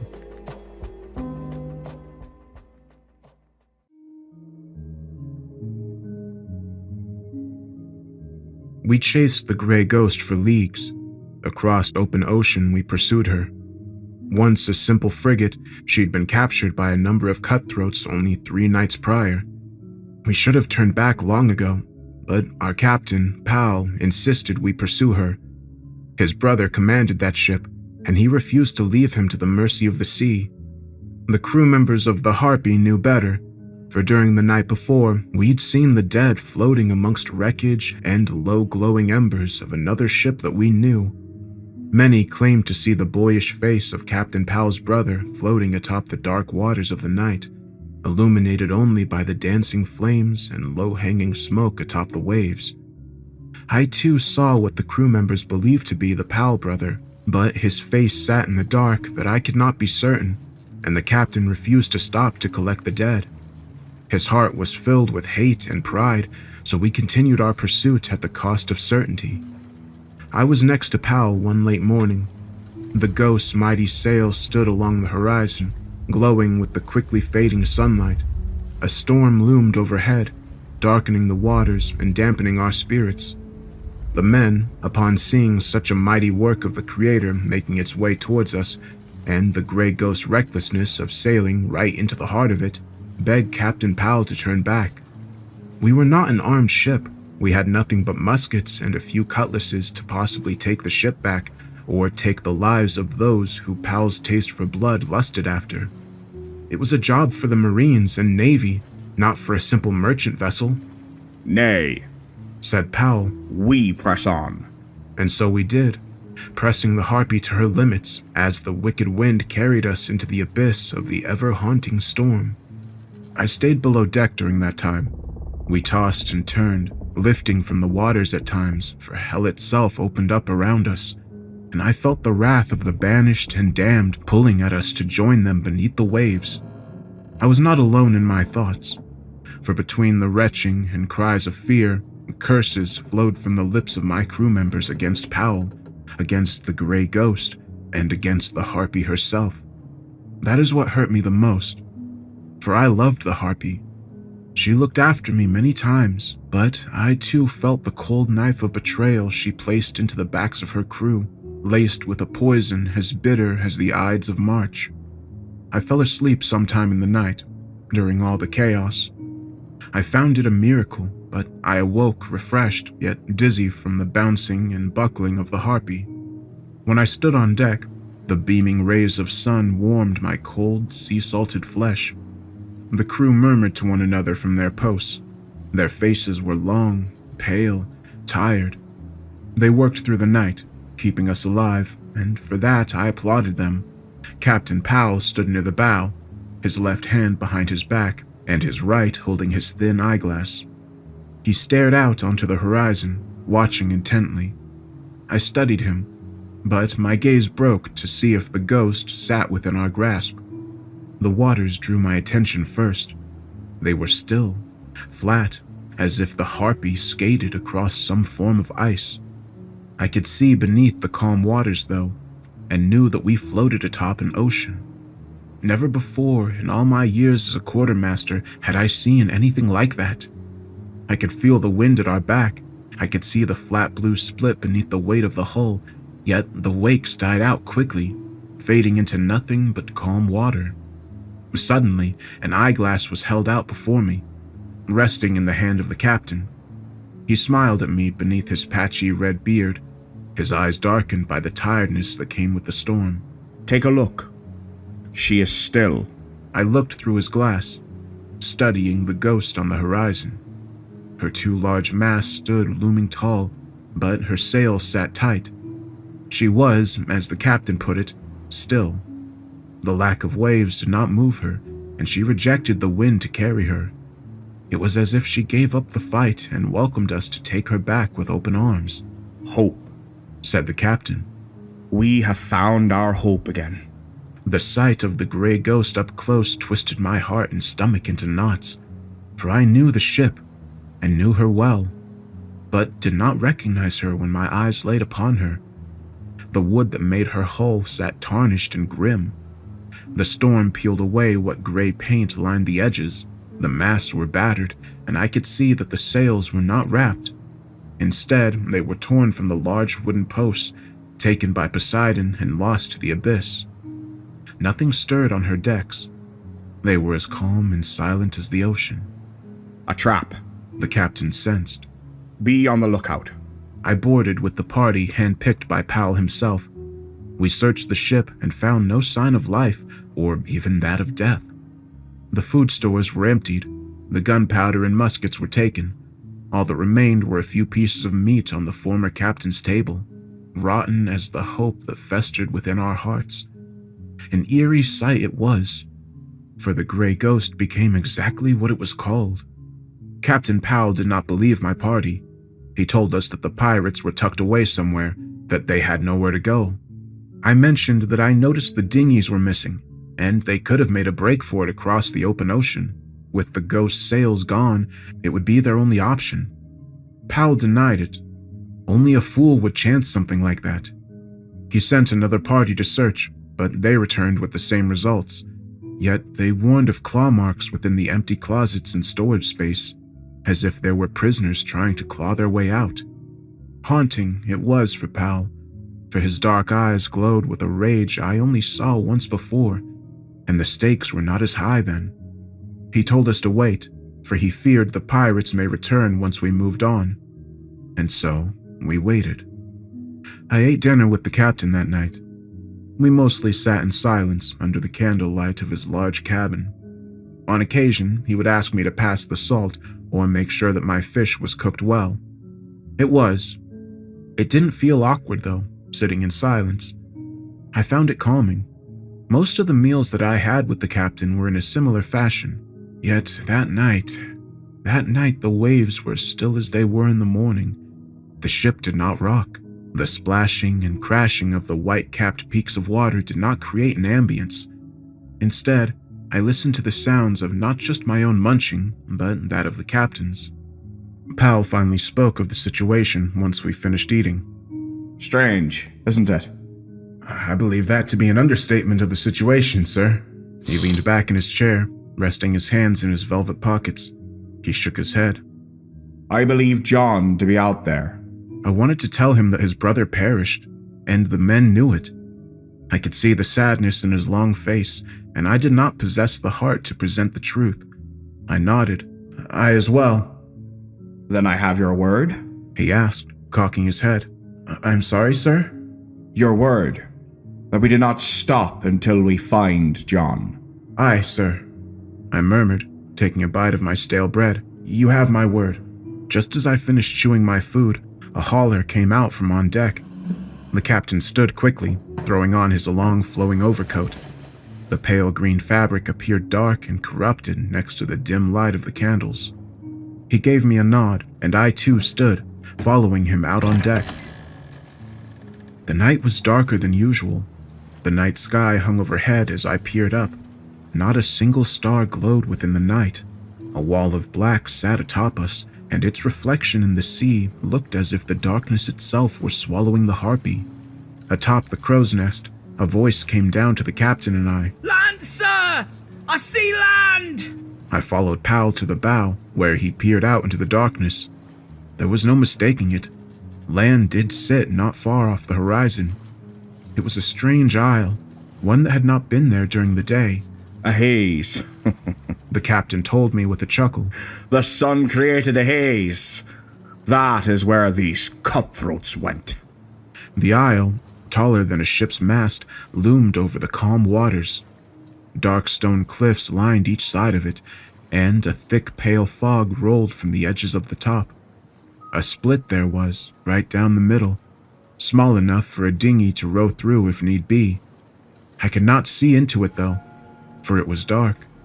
Yet, for a single moment, I could see the glowing, radiant light of a lantern. The same thing must have caught the eye of the watchman. It disappeared quickly, and had I not spotted the isle beforehand, it could have faded into oblivion. Staring at the isle, my heart sank with each passing second. Dread twisted my throat. I felt something strange in the air, a static coldness that radiated across the ocean. I had not seen such a strange sight before. The demanding presence of the isle possessed me, and as I looked upon it, I told the captain, "John cannot be here." He has to be. You gave me your word, did you not? "Aye. That is a strange sight, sir. That is most unnatural." "'Tis the ocean, quartermaster. Everything is most unnatural on the ocean." Powell stepped away from me, ordering the men to get the rowers ready to head toward the isle. I dared not go, for within the fog that rolled atop the small, tall isle, I felt that death itself beckoned us. I felt that the harpy and the ghost wanted us to vacate, for we were men and the destroyers of all things. They too felt our wrath, and they needed us gone for their own survival. I had no choice in the matter. The captain ordered myself and 4 others to accompany him to the isle. Most of the men armed themselves with muskets and pistols. I took a hatchet with a flintlock in my jacket, but I feared we'd not be able to use them. The crew of the Harpy stared at me with dead, cold eyes as we slowly rowed away on our dinghy. I felt their stares, their pity for us to head towards that isle. They knew that it was foolish and that our captain chased a dream, yet Pal sat behind me, proud and mighty. He rubbed the hilt of his old saber, whispering something to himself as we slowly moved towards the isle. The closer we got, the darker the night grew.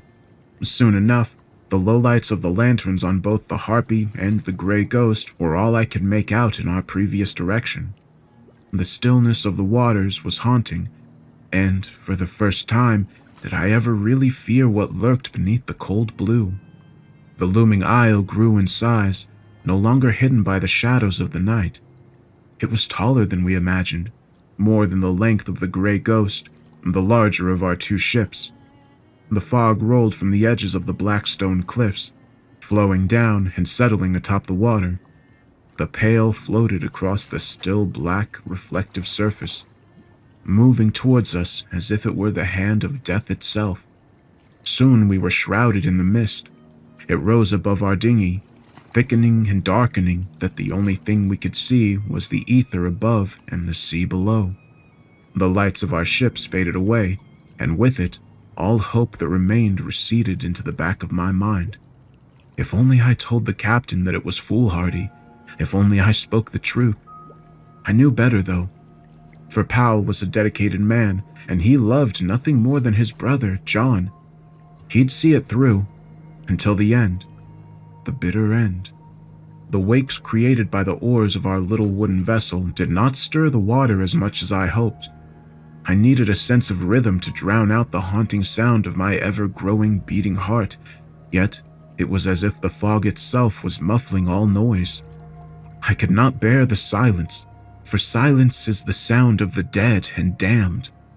Soon enough, though, the fog peeled back, and before us loomed the towering might of the isle. The cliffs radiated that cold electricity that I felt before. My hair stood up on end, as if I were an animal threatened by the mere existence of such a place. Our dinghy glided across the still surface of the water faster than we had predicted, and the cliffs of the isle were waiting as if they were the large maw of some forgotten beast. One of our rowers shouted, but it was too late. Our small vessel collided with the side of the aisle, sending a haunting snapping sound of splintered wood and shattered carpentry out into the still night. We began to take on water, for one of the boards at our feet bent and shattered. We leapt from the sinking dinghy, throwing our muskets and weapons into the black abyss in order to stay afloat. I watched as the small wooden boat scraped against the side of the aisle, lowering beneath the surface of the water. I could hear its wooden sides scraping against the rocks, echoing beneath us for quite some time. Haunting, the sound was. I feared the noise alone, for it carried with it the reality of our situation. We began to swim, trying to use the cliffs to hold our heads above the water. A great current pulled us down, and our thick wool coats and lavish dressings were added weight in such a place. A sailor, his name I cannot remember, swam just ahead of me. He spotted a small strand ahead of us, or so he shouted. I could not see it, but I did take his word for it. He disappeared before me, sucked down by the great black abyss where we swam. I pressed on, trying not to think of the man. How foolish Pal was. I wondered if John's life meant more than that man's, meant more than my own. It was then that I felt a surface beneath me and quickly raced out of the water. Powell emerged from the water behind me along with 2 other men. We'd lost another somehow. I assumed he too was taken by the water. I fell to my knees, tired and exhausted. I stared into the black sands of the small strand of the aisle, running my hands through the small ancient pieces of ash. I wept, for I knew we were stuck. I wept, for I knew it to be hopeless. Powell caught my attention as he walked by. He did not seem fazed by what occurred. He said not a word as we marched up the strand. I watched as the fog rolled in around us. The split in the cliff stood before us. Powell stared up in awe of such a strange natural structure. I felt that we looked through the Strait of Messina, but it was not the water that split it, but black ancient ash. The dense fog lightened once more, revealing large window-shaped carvings on the faces of the cliffs inside the small Isle Valley. I stood, looking up in such wonderment of a place, for I became curious if we stumbled upon an ancient culture unknown to man. I moved toward Pal, throwing my wool coat off, tired of its weight. The electric chill tightened my muscles upon sight of such a wonder. The cliffs were taller than I originally thought, and the number of carvings inside them were breathtaking. They scaled all the way up the side of the cliff and all across their length, which too was longer than thought. On the other side of the valley, I could see where the 2 cliffs split, and should have been able to see the ocean and night sky on the other side, but nay, I could not. Only blackness and shadow loomed on the horizon, and I felt another storm coming, one not of this world. We moved into the valley as a group. Powell led the way, his hand on his saber's hilt. He, once a military man, radiated an essence of leadership. Had I not known that he went to the Isle out of bloodlust and a fool's hope, I'd have followed him until the end of the earth. Yet, as he pressed onward, my heart grew with frustration. I could not stand the sight of him. The fog not only rolled into the valley from the edges of the cliff walls, the gray mist filled the carved windows in the sides of the cliffs, encasing them as if they were no longer there. The pale rolled over the dark cliffs, climbing downward and blanketing the ground at our feet. It parted with each step, but yet I could not see the surface of which we walked, for the black sands were as if they were a part of the pale itself, blending between 2 different matters. The further we went into the valley, it was as if we became part of the looming darkness itself. The shadows that danced in the darkness grew and swelled around us as if they were an ocean of their own, one of an empty void, an abyss that we could no longer escape. With that, our vision grew, and in the center of the valley I could see a structure. Tall it was, powerful in presence. It stood just shy of the height of the cliffs. So mighty it was that I feared that no man could build such a relic. A 5-sided obelisk, about the width of a man, beckoned us to come closer with its faceless curiosity. The shadows swayed around it, wrapping up its tall sides as a serpent to a forbidden fruit. What is it? I heard one of our party ask. Powell stepped closer to the structure as the three of us others stayed stationary, nervous for what we stumbled upon. The captain reached his hand out, touching the smooth gray stone of the obelisk. I knew, in that very moment, that we should have turned back long ago. For something so simple as the color of the stones that did not match that of the cliffs or any other natural formation seen on the island did not sit right with me. The gray obelisk did not belong in such a place, and neither did we. The captain ran his hands over small engravings, words I did not see before. He muttered to himself as he did so, curious and thinking aloud. I could not understand what he said, but I knew, just by the way his body language shifted to that of a nervous child, that he realized that something was aloof. I've seen something like this before, in far-off sands, the captain said. Aye, I've heard of such structures. One of our party, Higgins, asked. But could we swim to the harpy? If we strip, we'd have no weight. It is possible. Powell glared to him. 'Tis suicide. That current'll pull you down as it did the others. We're stuck here until the harpy sends another party. And what if they get caught? Higgins pressed. What if they get stuck here with this strange devilry? Devilry? Powell informed the nervous sailor. 'Tis nothing but a strange stone. Strange indeed, sir, said Newman, the other member of our party. Powell looked back to the obelisk. His gaze looked upward, and so did mine. The carvings extended all 5 sides of the structure. They scaled all the way to the top, a great feat for whomever created such a thing. The dark, ominous clouds overhead, those of pure darkness and a wild tempest, swirled in a counterclockwise fashion just above the cliffs. I could not look into those clouds. I couldn't, for I felt them staring back at me. I eyed the valley instead, seeing other stone structures. None were the size or of the grandeur of the obelisk. None were made of the same stone, yet they resembled those of old druid sites that I had seen before.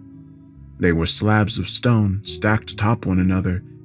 They were spread throughout the valley. I walked through the pale and the shadows, heading towards the ruins. 2 vertical stones held up one horizontal, as if a doorway or a gate to a larger structure that did not exist. 5 of them were hidden among the pale of the valley. At the base of the one I approached, 4 skulls sat in a line through the opening of the stones, resting atop the black sand and the fog rolling through their open sockets.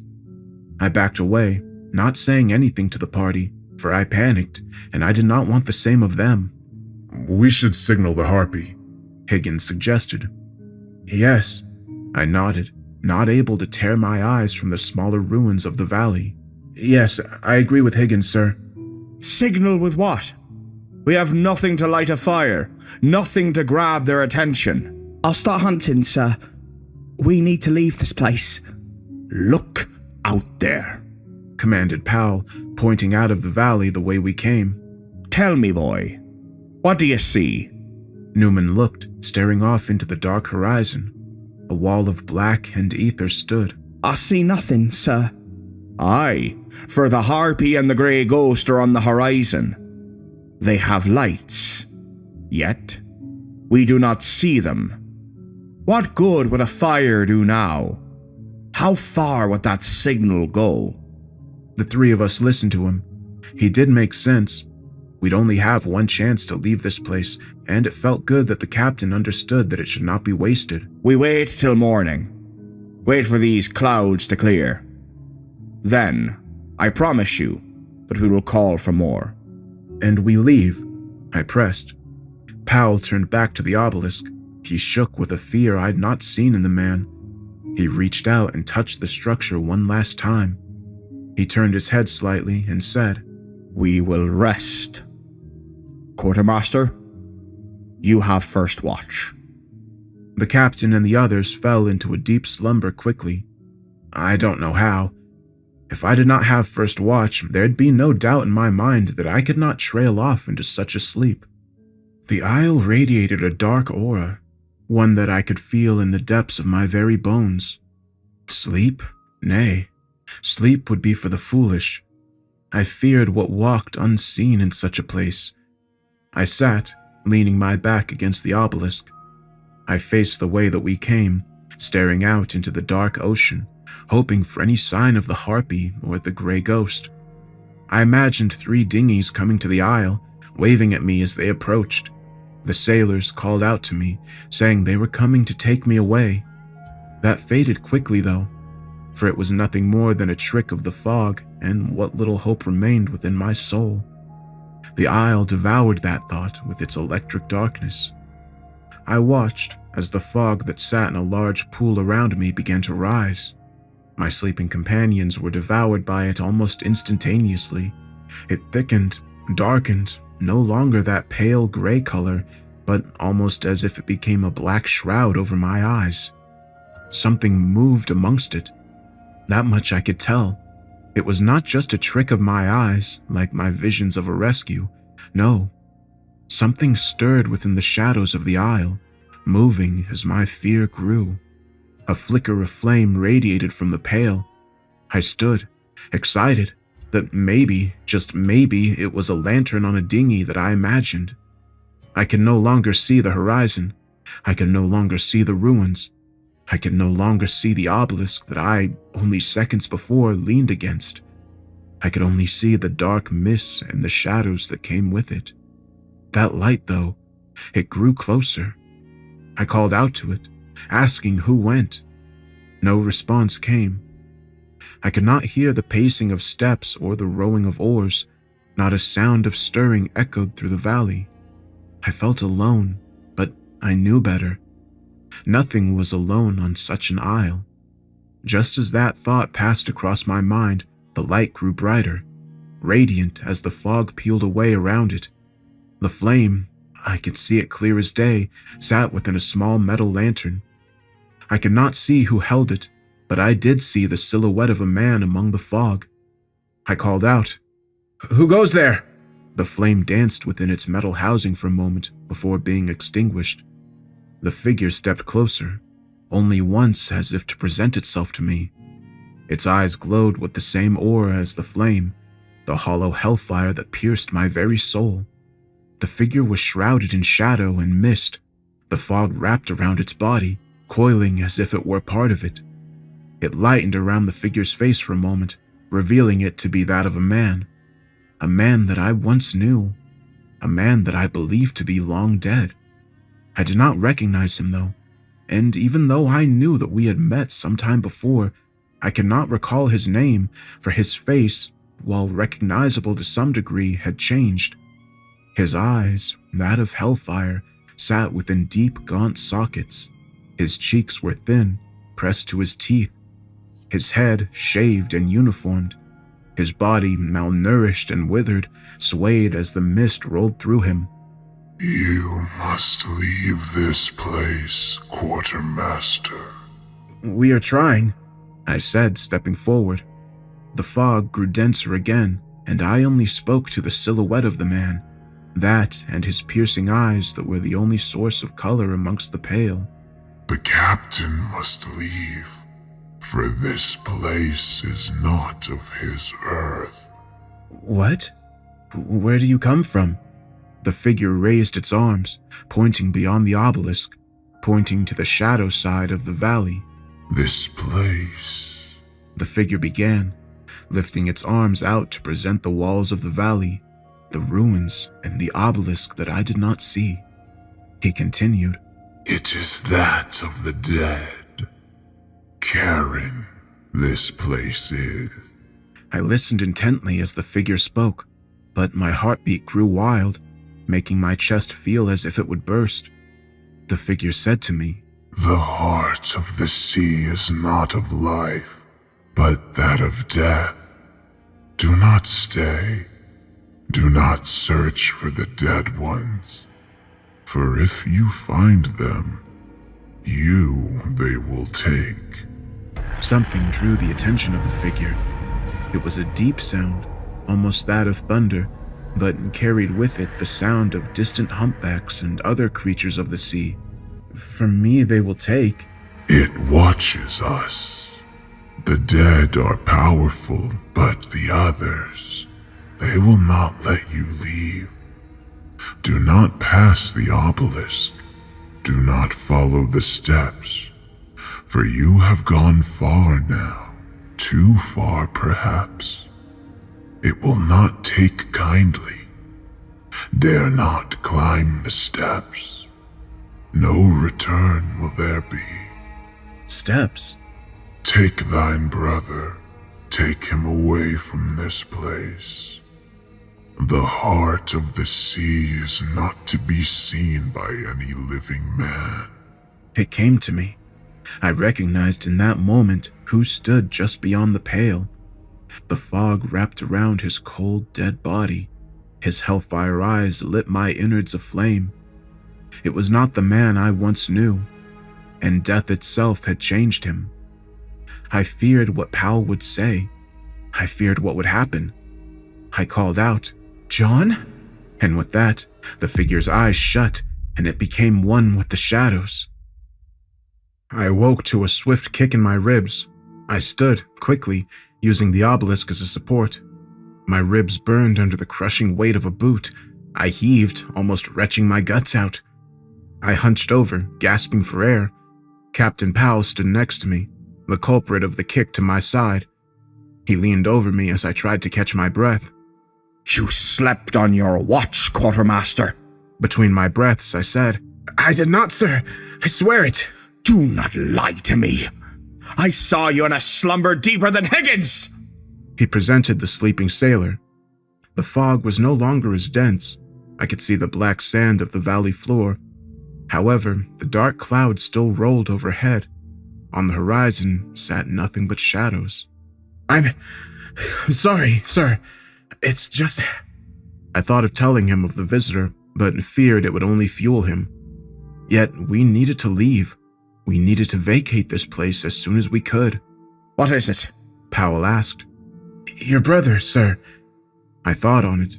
If I had expressed the truth to the man earlier, we'd not be in such a place. I let it out. Your brother. He's dead, sir. Powell's brow arched in anger, his hand resting on his saber, clenched tightly. Do not try to justify this by speaking lies. I do not lie to you, sir, I reasoned. As I did so, Higgins and Newman sat up from their sleep. Higgins spoke. What is it? What's going on? The captain turned to him. Nothing. Prepare to move. It is something, sir, I pleaded. Your brother, he came and visited me in the night. He's dead. He said so himself. He said to warn you, we need to leave this place, for it is damned and belongs to the dead. Shut up with that nonsense! Powell shouted, slamming his fist into the side of the obelisk. A rage radiated from him, almost as powerful as that of the Isle. I glanced to Higgins and Newman. Their eyes were wide, terrified of what I spoke of. They had every reason to be scared, for I was scared. The dead do not warn the living of nothing. We needed to leave, even if it meant by swimming. The captain shouted, Gather your things, Quartermaster! We're moving on! Powell moved away from me, grabbing his coat from the sandy valley floor. He threw it on and began to march forward. He was about to pass beyond the obelisk. His foot stretched out in front of him, but he hung it in the air as I shouted, Don't! He turned his head to me, but then lowered his foot into the black sand. The fog did not part as he placed his foot just beyond the strange structure. I reasoned, John warned me not to pass the obelisk. Powell scoffed, shaking his head. In a sign of mockery, he began to dance among the fog. Dance beyond the point I was warned about. He moved swiftly, whistling a soft, mocking tune as he clicked his heels. He tripped, though, stumbling backwards into the fog. It devoured him, making him disappear from our vision. Higgins and Newman stood quickly, racing to his position, calling after him. I watched as they too passed the obelisk. They were worried, as was I. All of that faded when Captain Powell began to laugh hysterically through the fog. Higgins and Newman sat him up, dusting off his coat for him.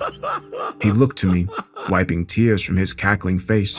I should have listened to you, Quartermaster. I smirked, a quick sigh of relief, though I did not take the message from the beyond lightly. Higgins began to run his hands over the blanketed valley floor. There was a strange metallic creaking sound, one that sent a chill up my spine.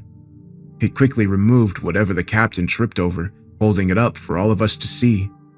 In his rough sailor hands, he possessed a lantern. Look, sir. We have found our signal. Powell looked to me and gave a wink. The captain took the lantern and stood. He shook it to his ear and said, There's oil in it. Sir, I warned, we must leave this place. The lantern was presented to me as the captain stepped forward, but not crossing back across the obelisk. This is our ticket out. But must I remind you, you gave me your word. Aye, sir, I said, but I cannot, in good conscience, neglect the words of the dead. John warned me. He warned you. We've disobeyed. Sailors. The captain lowered his head, shaking it.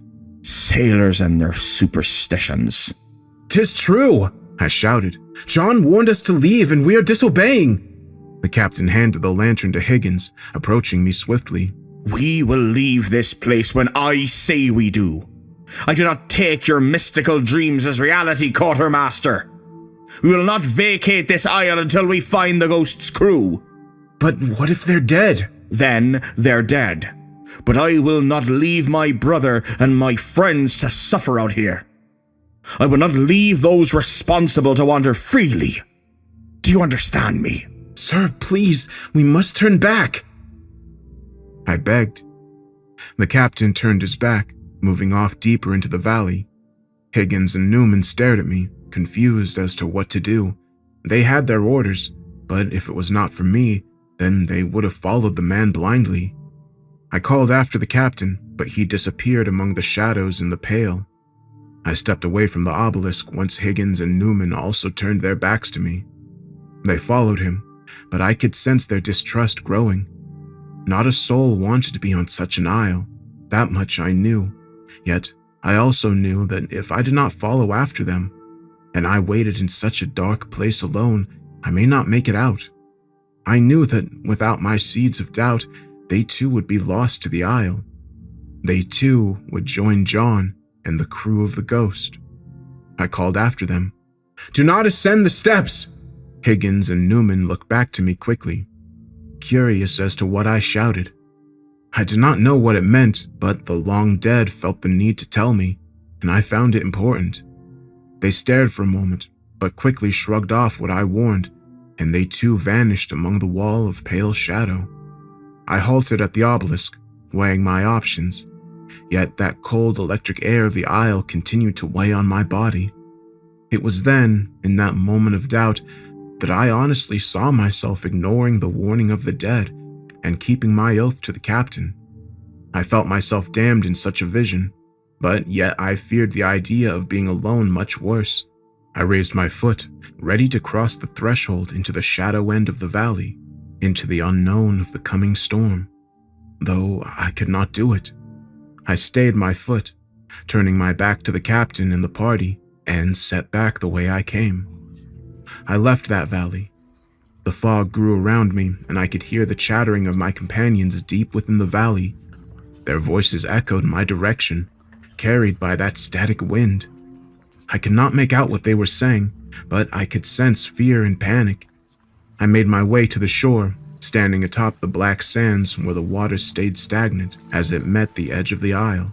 Bits of our crashed dinghy had made it to the shore. Laying atop the darkened sands were thick broken boards, oars, and other pieces of the vessel. I looked out to the horizon, hoping to see the two ships, but I could not. Only a veil of shadow laid before me, and I then began to wonder if I should try to swim it. I did not know what lurked beyond, but I did fear the worst if I stayed on such an isle. Behind me, I could hear the quick steps of panic. The air around me broke in waves, the static shifting over my body. I could feel it, the very air that I breathed. It was then that I truly feared the worst. I grabbed one of the oars out of the volcanic sand, holding it out before me, It should float, I told myself. It must float. It was too late, though, for the steps stopped as they made it out of the valley. I turned, fearing what I would see. My heart beat wildly in my chest, almost as if it would burst, yet as I turned, I saw the young, winded Newman clutching his chest, resting his head on his arms, and his arms on his knees as he squatted down. "Newman? What is it?" They found the steps. He muttered, standing tall and trying to catch his breath. They're in the sides of the cliffs. They go to the top. I told them not to, but Higgins and the captain began their climb. "Why did you not go?" Did you not warn us? Did you not call after us from the Pale and say that it was an ill omen? "Aye. Yet you still crossed the obelisk." He looked panicked and fearful. What does that mean? I did not know, and I told him that. The young Newman grabbed a piece of wood from the bank. Do you dare swim to the Harpy? "I do. It is all we have as an option." Then I swim it too. With a nod of agreement, the two of us stepped into the still sea. Our arms were laid out before us with our flotation devices at our chests. The water was bitter cold. It chilled my bones to the marrow as we began to float away from the isle. We did not kick our feet often, for the movement to do so was painful. The cool water grew colder, chilling the blood in our very veins to ice. We continued to float, and I praised our Creator for having such still water, for I knew that we would not be pulled back to the isle. I could feel a pull beneath me, though, as did Newman. He shouted it as loud as he could. He shouted that something was trying to take him back. I told him to keep swimming, and so he did. But I too felt such a weight beneath me, as if the ocean itself were alive and trying to bring us down to beyond the locker, beyond whatever superstition we believed in. I looked back to the young Newman, seeing his face pale as death. The fog followed after us, rolling across the water. Above the isle, a monstrous anvil of cloud stood, tall and mighty with the power of 1,000 storms in it. A green hue radiated from its edges, and the lighting that danced within the black clouds were the only light that I could see at the top of the cliffs. That is, until I saw a small glow near the edge.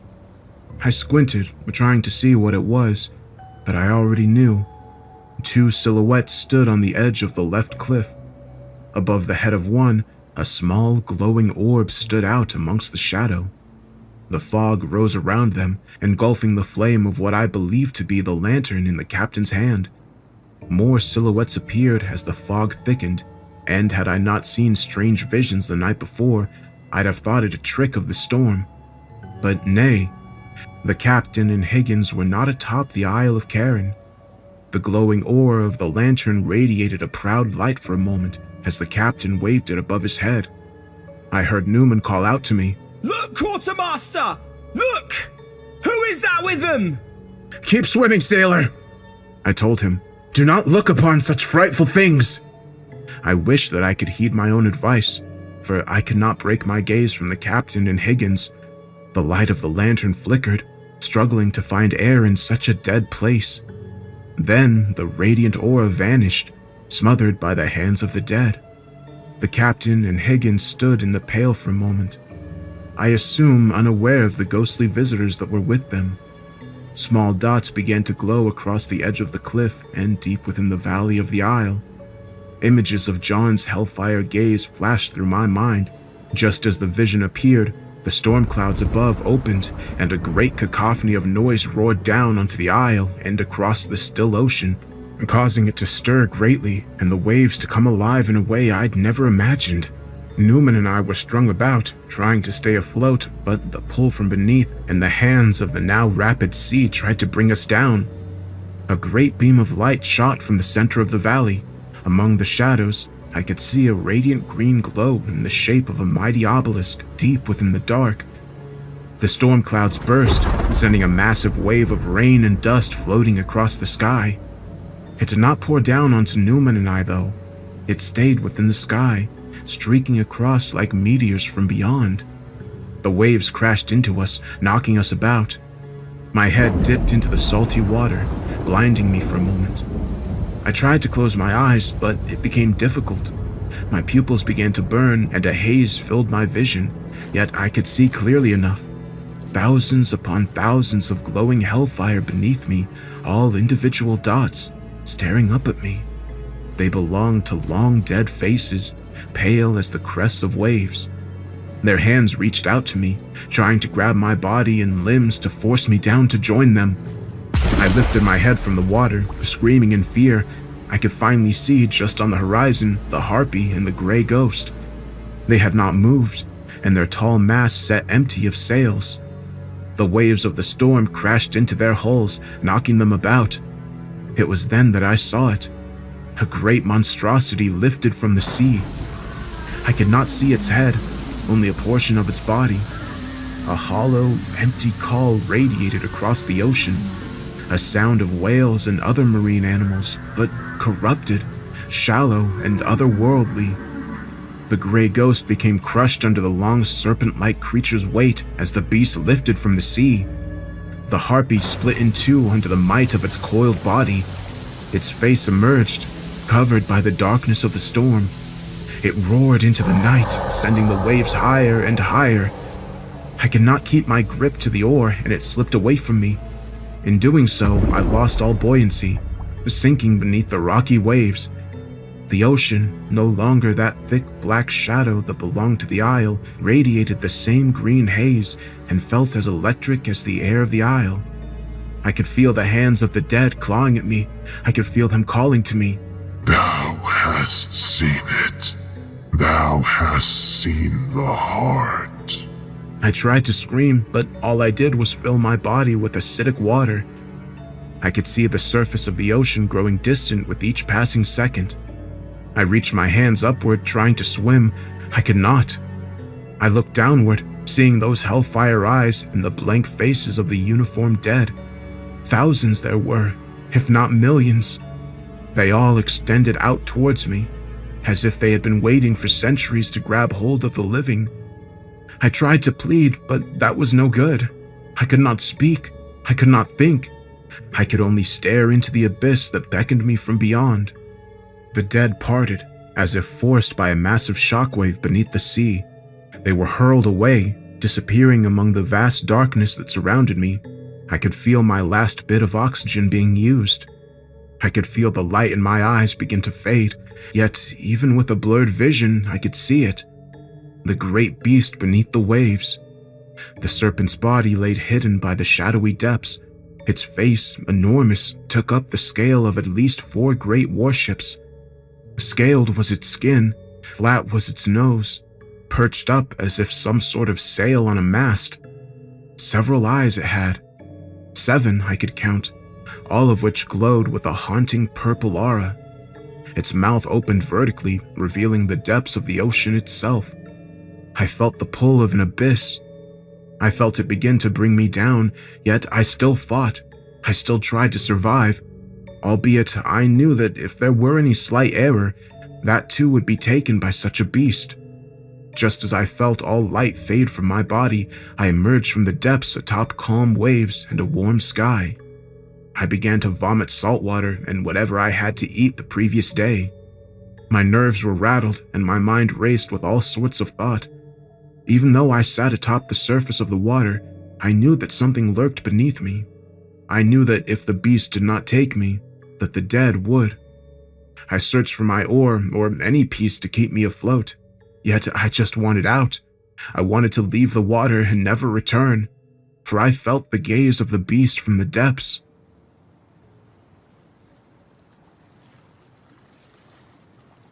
Pieces of driftwood, barrels, and crates floated amongst the low waves. The sun bore down on me, causing me to shield my eyes. Its heat radiated, and it must have been sometime midday. I quickly threw myself atop a barrel, trying to get as much of my body out of the water as I could. I looked around, no longer seeing the isle, and only a field of debris. The waters were normal. The horizon appeared the same. I caught sight of a storm in the distance, moving off into the nothingness of the other side. As I stayed afloat, I called out for the only person I thought alive. "Newman? Newman?" Not a response. for I stayed afloat among the debris alone. I floated atop that barrel for 2 days. It was then that another merchant vessel found me. They pulled me aboard and asked what ship I came from, asked what happened to my captain and crew. I told them that I did not know, for I had seen the Isle of Karen and the great beast beneath the sea. They asked what all I witnessed, but I did not have the heart to tell them. I broke my oath to my captain, but I'd always heed the words of the dead, for the heart that I saw could not be unseen.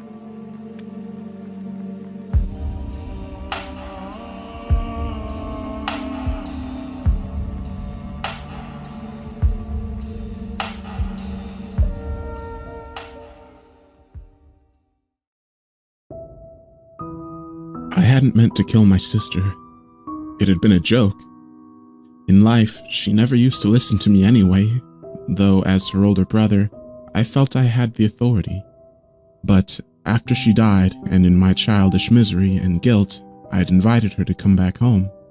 Well, she did. There were only 2 of us. Our parents thought we were everything they'd wanted in a family, a boy and a girl.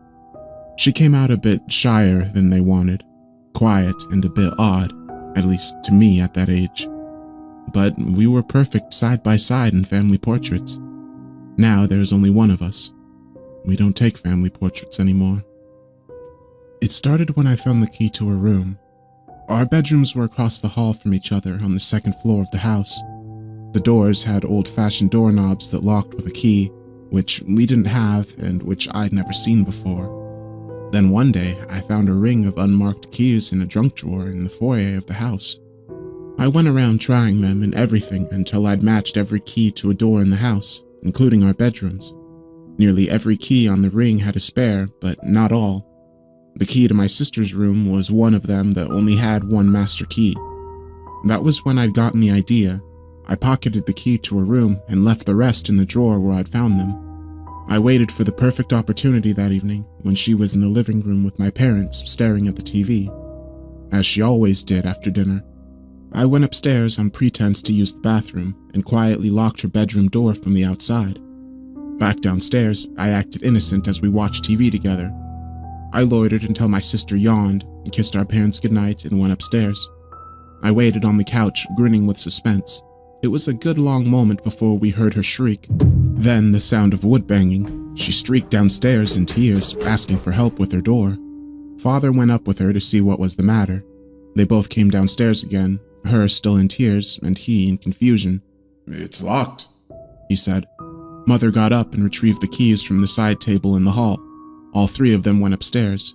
I waited until they were gone to fall over myself laughing, pretending to find something funny on TV. By the time I got sleepy and went upstairs, they were still in a huddle trying and retrying every key. Of course, none of them fit. Mother suggested she sleep in my room until they can call a locksmith in the morning. I was annoyed at this and produced the key from my pocket, too tired to care about the trouble I'd get into. "It was a joke," I said in my defense. After we'd gotten her door unlocked, Mother made me return the key to the drawer, saying the first chance she got, she'd get a duplicate to avoid this situation again. Naturally, she'd forgotten. That weekend, when our parents were out on an errand, leaving us alone at home, I'd gotten bored and done it again. My sister knew immediately who had done it. It was a Saturday morning, and it was the last time I would see her alive. She flew into the kitchen, chasing me, demanding I open the door. I pretended to have swallowed the key, but this time she was in hysterics and fled the house in tears, as if she could run all the way to Mommy and Daddy in town. This wasn't the first time she'd done that. She always came right back home before she got to the end of the street. I waited for her to give up and return, but as 1 hour turned to 2, and then 3, I began to worry. I waited by the chair closest to the front door, and then the window. At some point, I'd gone out and walked around our yard and then the neighborhood, but saw no sign of her. I came home with my heart in my throat. I decided to keep waiting instead of call my parents from the kitchen phone. 10 minutes later, I told myself, then I would. My sister had run out into the road and got hit by a car. Our parents had just turned the corner on their way home when they saw the ring of people and flashing lights. She'd been found on the road 2 blocks away from home. When the ambulance took her away, the sirens were silent. There was no rush. She was dead. My parents had come home to find whether I was dead too, and I think at that point they wished I was. The first chance I got, I left them crying and hugging each other in the living room. I went upstairs to her room and unlocked the door, and then just stood there staring at her empty bedroom. Her ballerina music box threw a weird shadow on the pillowcase from the moonlight outside her window. I carried the key in my pocket during her funeral. My parents barely looked at me, and I wouldn't blame them. They had hardly spoken to me in the days since her death, except in harsh little commands to hurry up, get dressed, fix your tie, get in the car. I behaved like the perfect son they'd always wanted, but that did nothing to warm them up to me. Because of their avoidance of me, I managed to find myself alone at some point in the cemetery, looking into the open casket of my dead sister, cold and pale and dressed up in her ballerina costume. I felt the key burning in my pocket, where I kept my hands pocketed and clenched. I brought out the key and went to pat her cold, marble hands as if to say goodbye. "I'm sorry." As I did, I tucked the key under her fingers, folded together over her chest. "Please come home," I whispered. I didn't cry then, or after. Mother kept making her promises. She was too grieved to go through my sister's room and put things in order after the funeral. She promised to do it someday, just not now. Not now.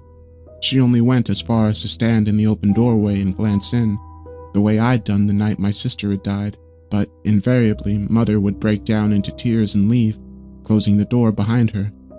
Sometimes she stood there until Father took her away. I didn't dare go near her. She repeated this pitiful ritual almost every day, and then every week. She stopped after a couple months of this. Things edged into a semblance of normalcy. My parents softened up towards me just enough to allow me to have friends over. I needed someone to talk to.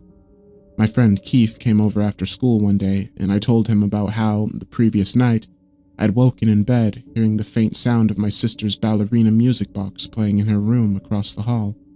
It stopped as soon as I'd fully opened my eyes and sat up. I decided it was a dream, but the melody would not leave my mind all day at school. I hummed the tune for Keith, who had the insane idea that he knew the composer of the song.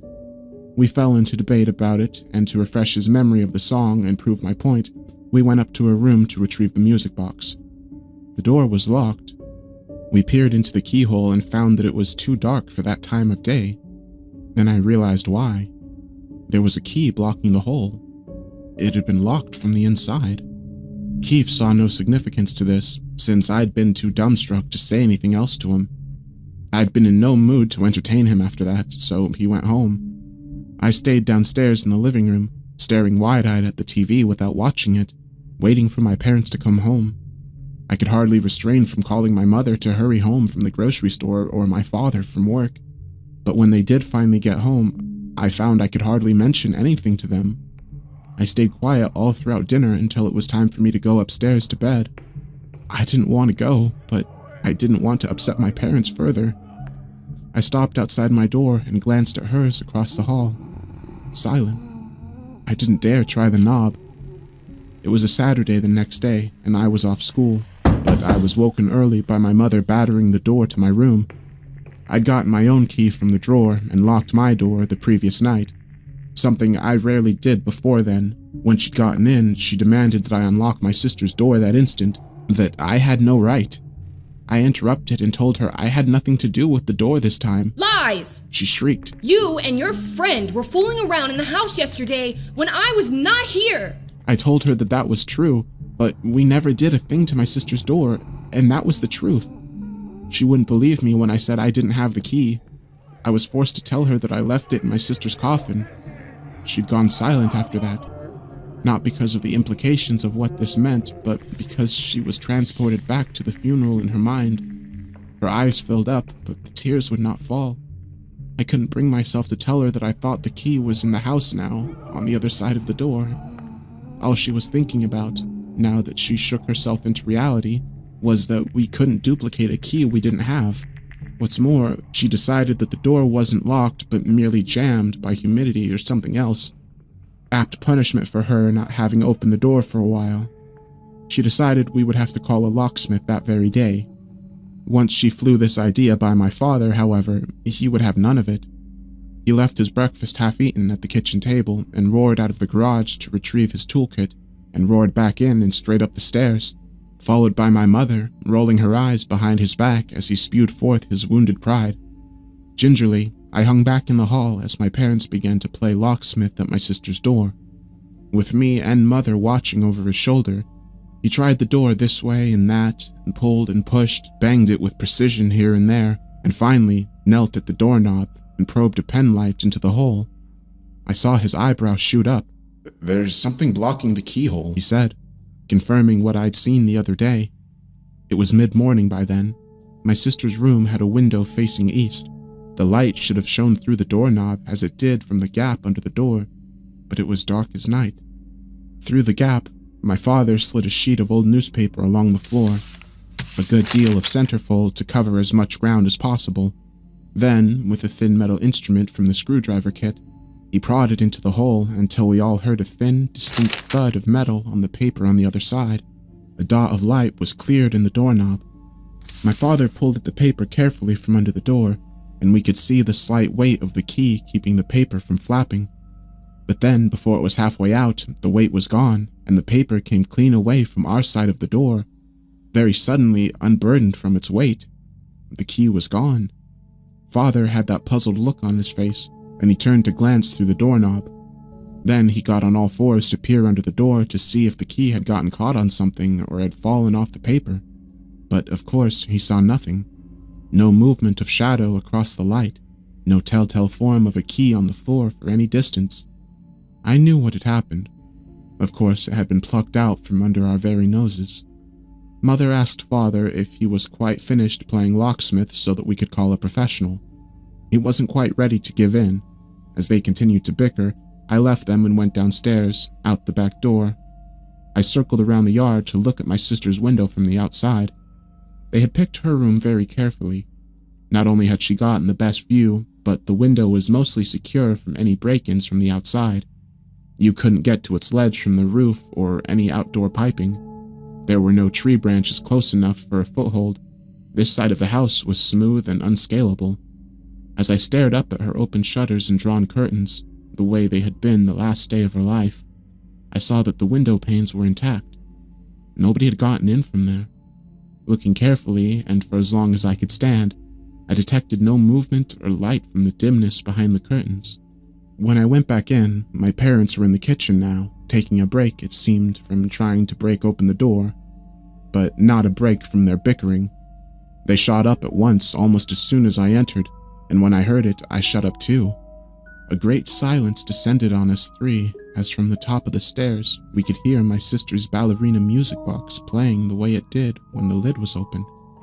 I was frozen, but barely a second later, my father dashed up the stairs, eyes wide. My mother called after him in a fright, but then followed him after barely a moment of hesitation. I was drawn upward as well, as though by magnetism, though I wanted to be nowhere near that room.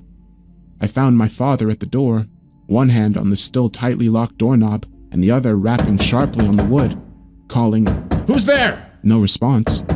My mother had her mouth covered with both hands, suspended between shock and grief. No matter how much they demanded an answer from an assumed stranger, as my father did, or changed tact and called my dead sister's name as my mother did, nothing stirred from the other side of the door. The music had stopped by the time I'd gotten to the top of the stairs. It seemed we stood there holding our breaths for a good half-minute or so before my father stepped back from the door and took my mother's elbow, leading her downstairs. He gestured with his head at me to do the same. Downstairs, they spoke in hushed funeral voices, wondering what was going on. I couldn't bring myself to say much, and for once, my mother showed real concern towards me. She had me sit down at the kitchen table while she had gotten a glass of apple juice to revive my energy, afraid I'd faint. I noticed my reflection in the chrome body of the toaster oven, pale as a... I didn't say the word, even in my mind. We stayed downstairs for the most part.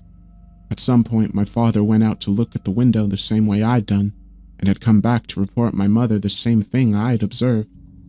My mother asked whether we should call a locksmith, but I could see her resolve had dissolved, and so had my father's. He didn't seem all that keen to be a locksmith either. At dinner, my mother asked me, as if she had just remembered, whether I had really left the only key to my sister's room in her coffin.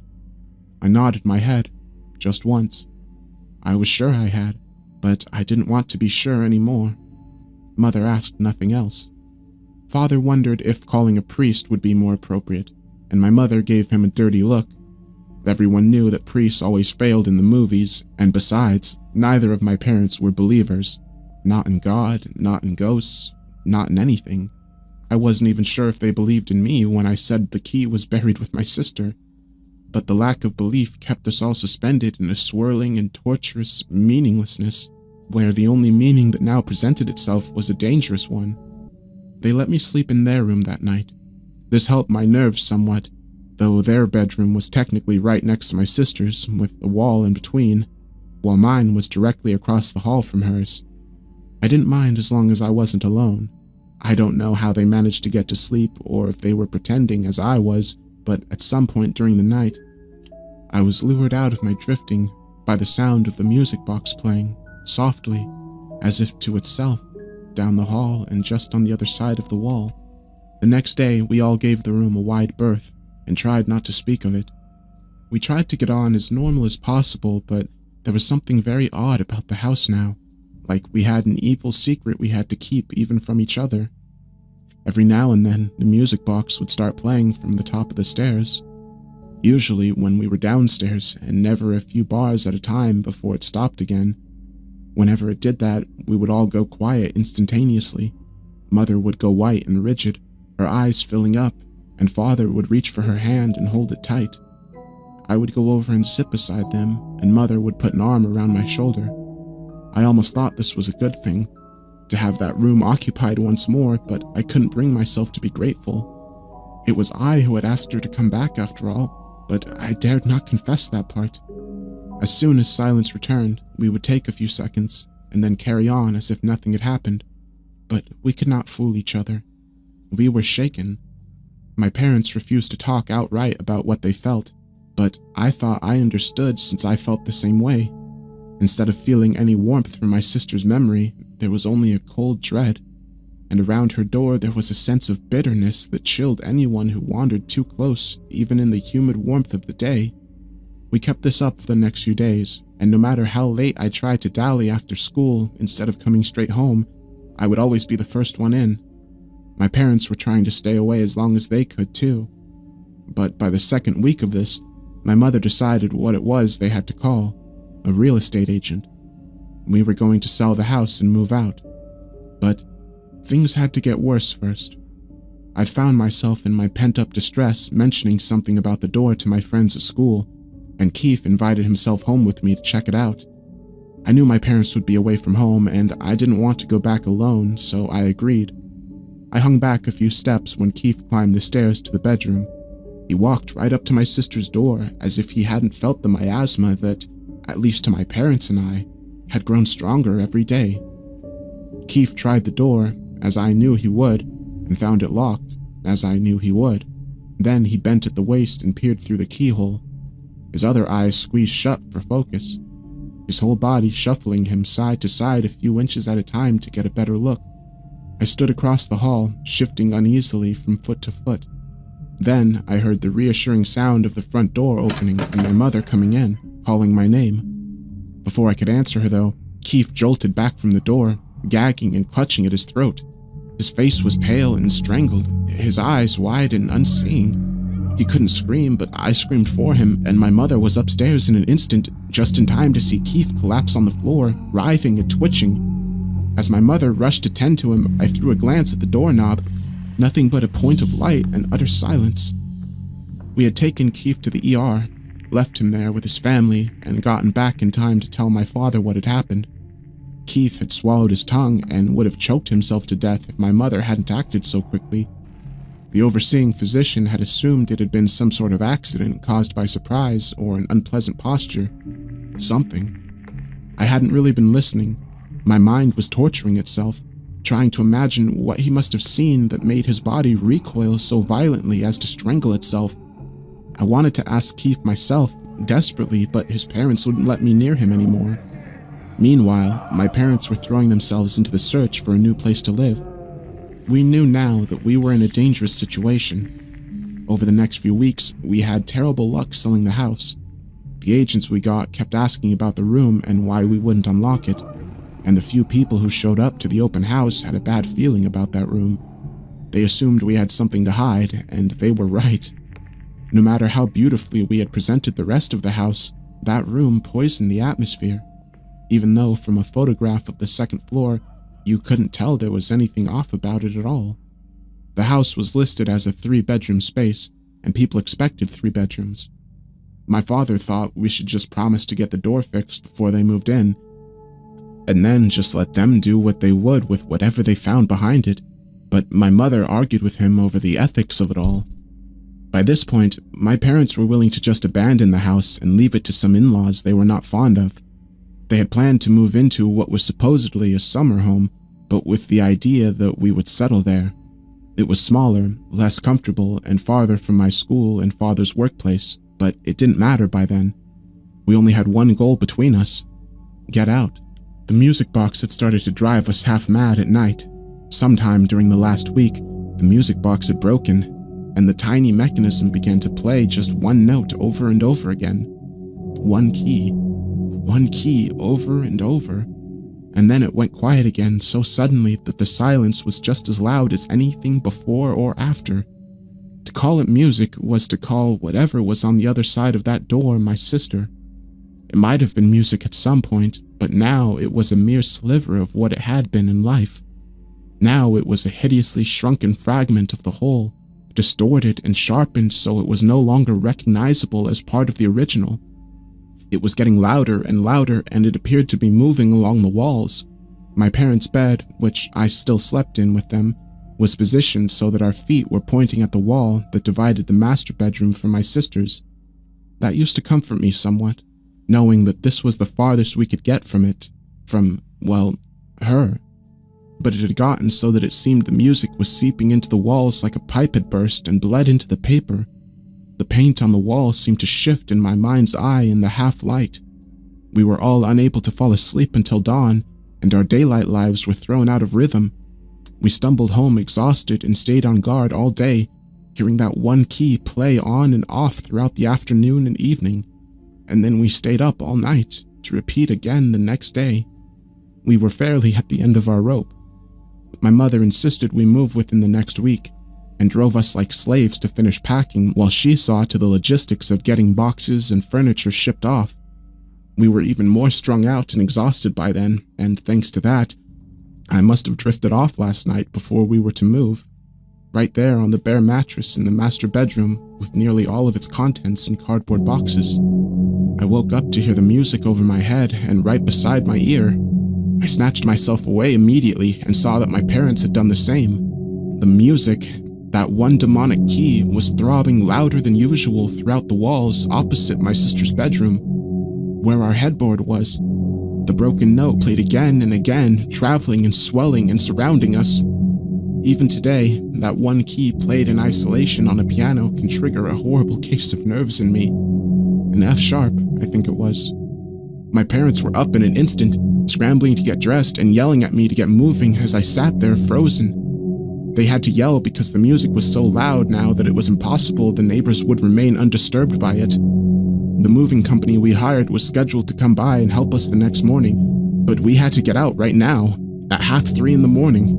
My father said we would return later to help the movers if they showed up, but for now we were going to a nearby motel with nothing but an overnight bag hastily thrown together. We rushed out and piled into the car, noting as we left that the music had been thrumming throughout the house, even downstairs, but it could not follow us out the front door.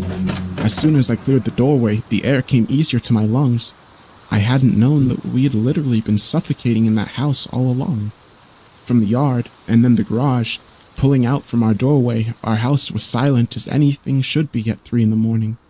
While my father backed the car down the driveway, my mother nervously scolded him all the way to watch the mailbox, and I twisted around in my seat to look back at the house one more time. We were pulling down east, and I had a clear view of my sister's window from the back of the car. The shutters were still open, and there was no light from the depths of the room, which I could clearly see. Now that the curtains were thrown open, and standing there in the gap of the curtains, I saw a pale ballerina at the window, watching us go.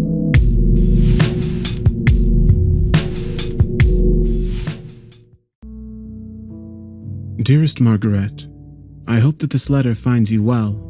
I've missed you greatly during the entire time away from you, but these past few weeks have been especially difficult. While we were busy pushing from Normandy, it was easier to keep my mind occupied on other things. Now that the Germans have left France, however, I've had a lot more time to myself, and, as always, my thoughts have turned to you. I have good news, or bad news, depending on how you look at things. As you're an optimist by nature, a very glass-half-full kind of woman, I'll give you the positive spin first. You and I are going to be reunited sooner than we thought. I'll be shipping off to the good old US of A within the next few weeks.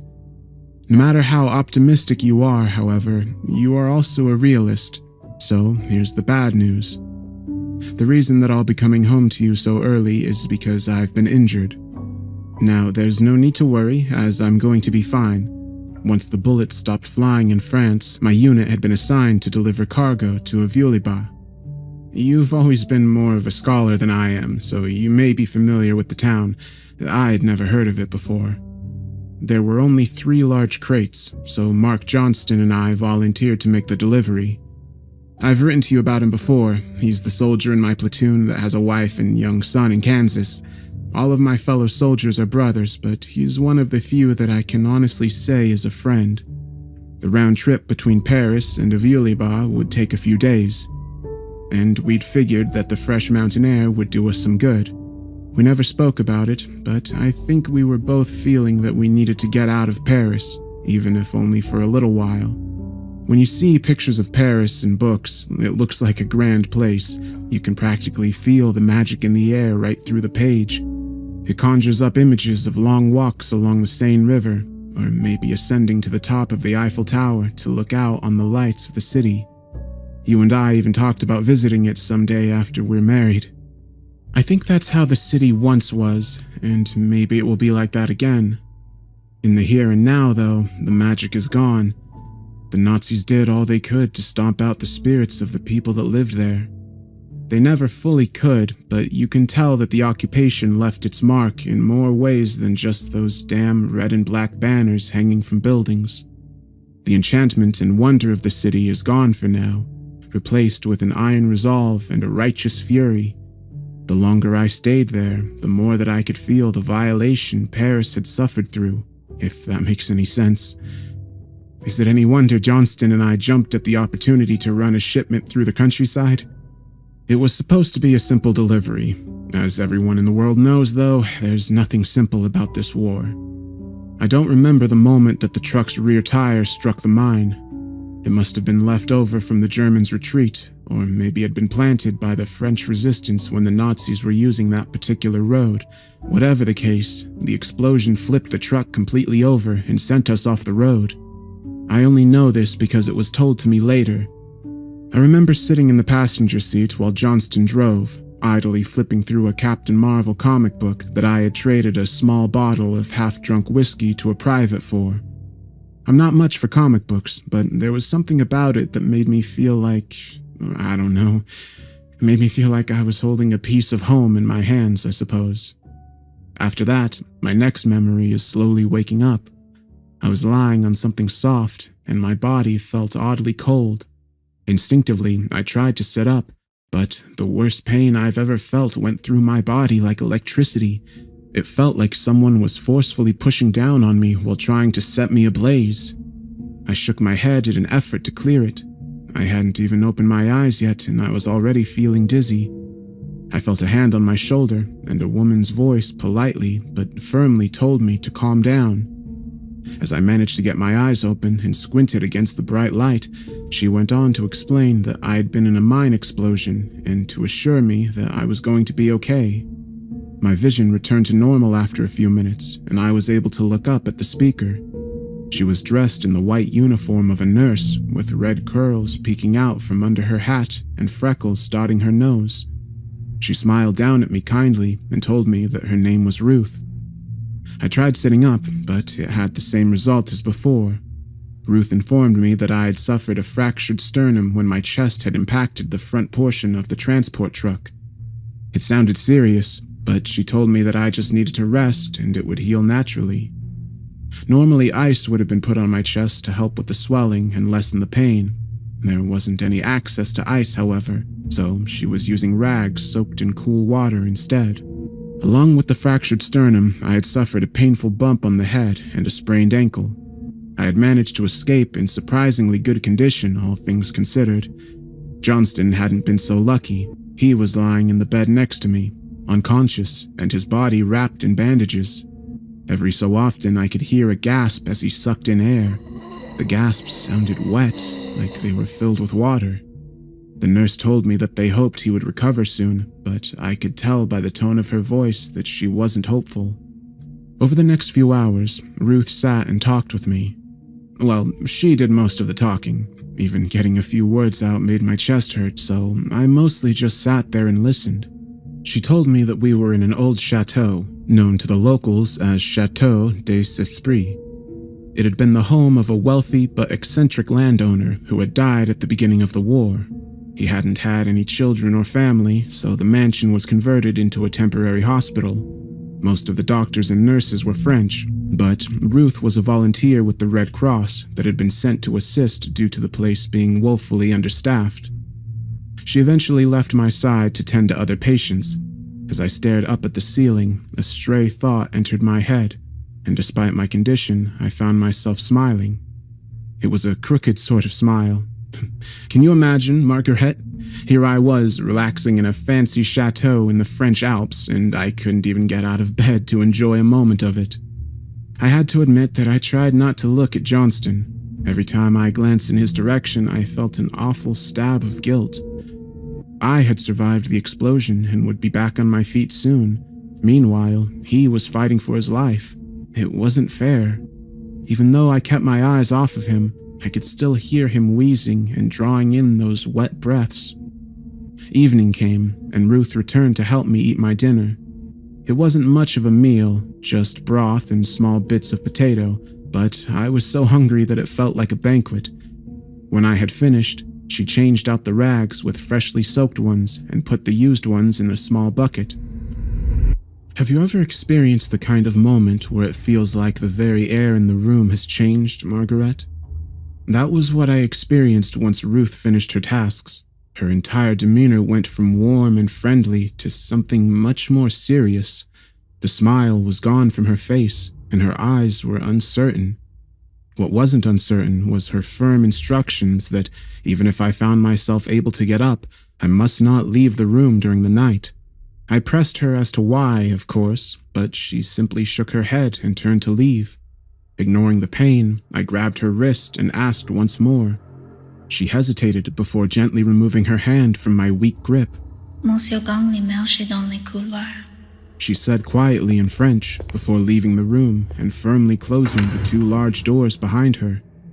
Mr. Gangley walks the halls. I stared after her for quite a while. To say that I was confused would be an understatement. I was fairly sure that I understood her correctly, but as you're well aware, I've never had much of a head for languages. It wasn't hard to convince myself that my poor French simply wasn't up to the task of properly translating her statement. With that settled in my mind, I quickly drifted off to sleep. You and I have known each other since we were small children. We started school together. You know me better than anyone else, and I'm still afraid of what you're going to think of me when I tell you what came next. You're going to think that I've lost my mind. I don't see how anyone could think otherwise.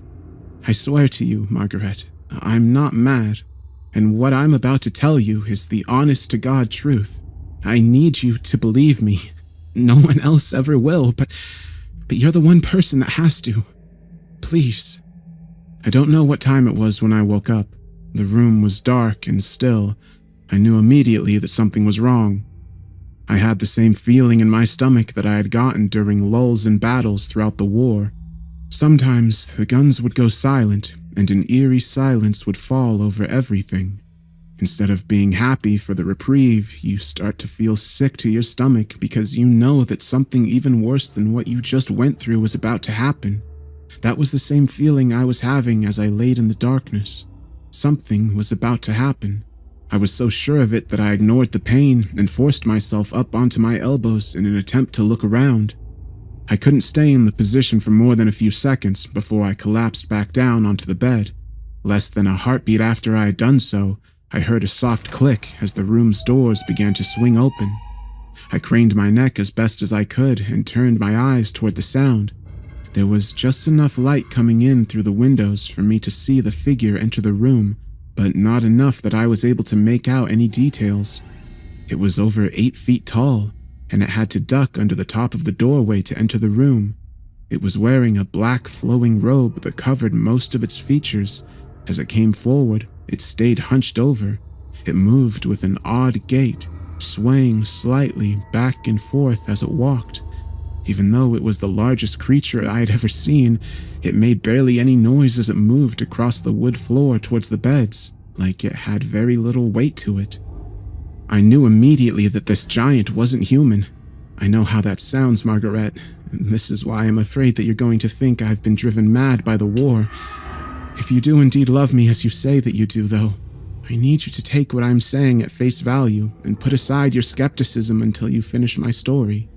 Because of the creature's size, it only took a few steps for it to reach the foot of Johnston's bed. It was starting to lean over him when I closed my eyes as tightly as I could. As I write this, I can feel the shame rising in me. This thing was going to do God knows what to a man that was closer to me than my own family, and there I was, keeping my eyes clenched shut like a frightened child trying to hide from a shadow on his bedroom wall. What kind of a friend, what kind of a man does that make me? I laid as still as I could for what seemed like hours, but all that I heard was silence. Curiosity started to win out over the fear. I slowly opened my eyes. The creature was still looming over Johnston, but it was completely motionless. Its arms were extended towards his face. The robe's sleeves were pulled back enough that I could see the limbs. In the dim moonlight, they looked almost white. So white that it was like a single drop of blood had never run through their veins. They were also extremely thin. No, that's not the right word for it. They looked emaciated. Its hands were attached to the arms at a slightly odd angle. I had seen something similar before, when a private had dislocated his hand from his wrist in a bad fall. Its fingers were long and bony, and they reached out towards Johnston's face. The hood of the robe was up over its head, and at the angle I was seeing the creature from, its face was completely blocked off from view. It was hard to tell in the dark, but I got the impression that the head was too large for the body. The width wasn't proportionate with the arms and legs. Everything about the creature was wrong, and I felt a sense of revulsion as I watched it. Johnston coughed once. The creature pulled back slightly, but when he didn't make another sound, it drew closer once again. It reached out with one finger and touched him slightly on the forehead. He made a soft choking noise but remained unconscious. The finger moved down his face, tracing down the nose, across the lips, and over the chin. It stopped when its tip was touching Johnston's neck. The man's entire body had stiffened as if the creature was sending a live current through him. I wanted to yell out to him, to warn him about what was happening. My mouth remained closed. I was already trying to justify my lack of action to myself. There was no point in letting the creature know that I was watching when Johnston was too injured to hear me anyway. That was what I told myself over and over again. The truth is that I was paralyzed by fear. In the moment that my friend needed me most, I proved myself to be a coward. The creature's hand opened, and it wrapped its fingers around Johnston's neck. He whimpered quietly. The whimpering soon turned into gagging as the fingers closed tightly. I tried to will myself to somehow intervene. Fear and a fractured sternum be damned. Instead, I just laid there watching. The figure held up one finger on its other hand and placed its point between Johnston's clavicles. It lingered there for a moment before pushing down harder. The finger sank into and through the skin. He started to thrash, but the creature simply held him by the throat as if it was no effort at all. The finger slowly started to make its way down to his chest. Skin and muscle and bone all parted as if it was being cut with the sharpest of surgeon instruments. When it reached the top of his stomach area, it withdrew. Blood covered it, and droplets dripped down onto the man's body. What came next has played over and over in my head ever since. The creature reached into the hole in Johnston's chest and pulled the opening wider. The snapping of bone filled the air as his ribs were easily separated.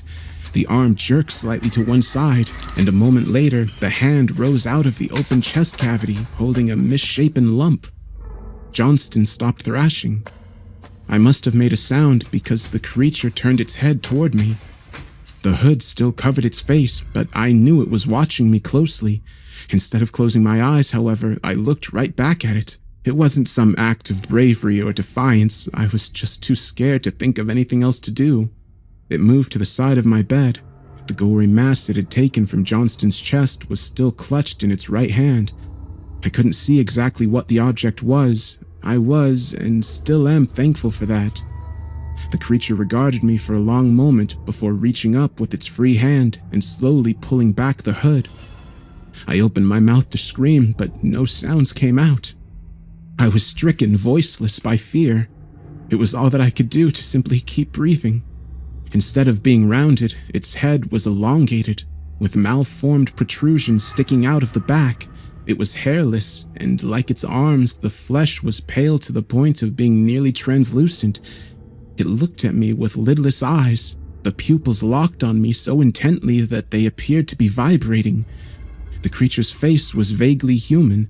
The best way that I can describe it is that it looked like a person whose skin had been pulled back so tightly that it began to tear off the skull. The large teeth and gums were exposed in a hideous grin, one so large that it ran past the mouth towards the back of the elongated head to show the bone beyond. It tilted its head slightly. I wasn't looking at just some hideous monster. Its eyes stared at me with intelligence. It opened its mouth slightly as it regarded me. Just beyond the first row of human-like but oversized teeth was a second row of them. These were smaller and spaced wider apart. Its thick black tongue sloshed around, back and forth in its thick saliva. Gute Nacht, Herr Lewis, the creature said in a raspy voice, the words coming out as if it was exhaling them rather than speaking them. With that, the creature turned and left the room the same way it had come in, closing the door behind it. I must have passed out. The next thing I knew, I was regaining consciousness in a room filled with sunlight. I quickly looked over to my right at Johnston's bed. The spot that the bed had once occupied was empty. Ruth came in a few minutes later. I demanded to know what had happened to Johnston, and she told me that he died from his wounds a few hours earlier. I knew she was lying, of course. I had seen the creature tear him open and end his life. I continued to press her, and as I did so, she grew more and more uncomfortable. She repeatedly tried to tell me that I must have dreamed the entire thing. I became more and more agitated, and finally she relented.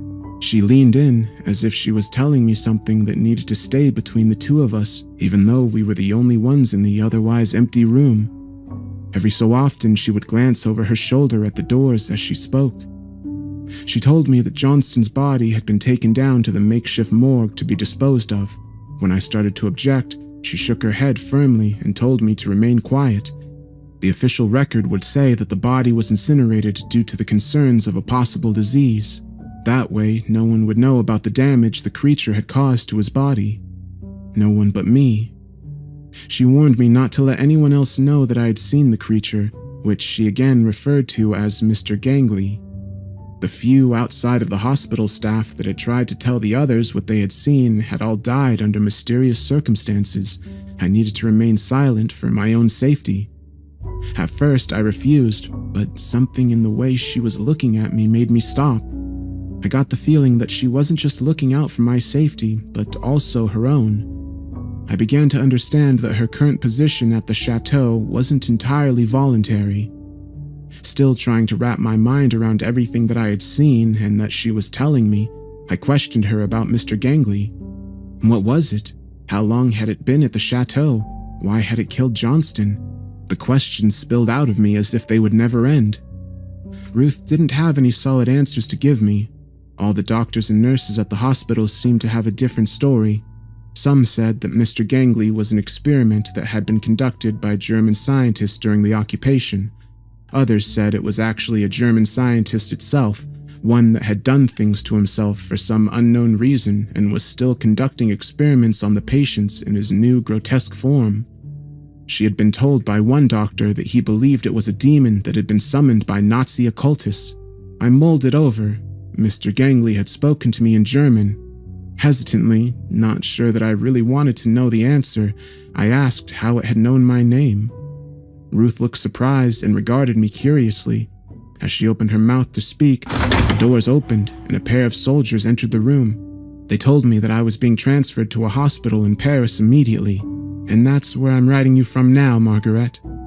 I'm still sitting at a small table in a private room of one of the dozens of medical facilities in Paris. It's been dark for some time, but I can still hear the sounds of talking and laughing coming up from the streets through my open window. Medically, I'm doing much better. My fractured sternum is almost fully healed, and I only have slight discomfort from it when I move around. Mentally, I'm not really sure how I'm doing. I have trouble sleeping at night, and during the day I feel like I'm walking through a dream. Sometimes I think about how I failed Johnston and feel a mixture of remorse and anger, and other times I realize that I haven't thought of him in a while, and for some reason, that makes me even more angry. There are times that I debate with myself whether I should write Johnston's wife and tell her what really happened to her husband. Each time I decide not to, even if I could figure out how to begin to describe Mr. Gangley and what it had done to him. How could her knowing the truth be any comfort to her? I'm scheduled to ship out for the United States 2 weeks from Tuesday. As I come to the end of this letter, however, I realize that I can't come back home to you yet. Even if you somehow found a way to forgive my cowardice, I would never be able to. God help me. I have to go back to Chateau des Esprits, where Mr. Gangley walks the halls. I love you, Margaret, and I'm sorry. Always yours, Corporal Peter Lewis, United States Army, October 14th, 1944.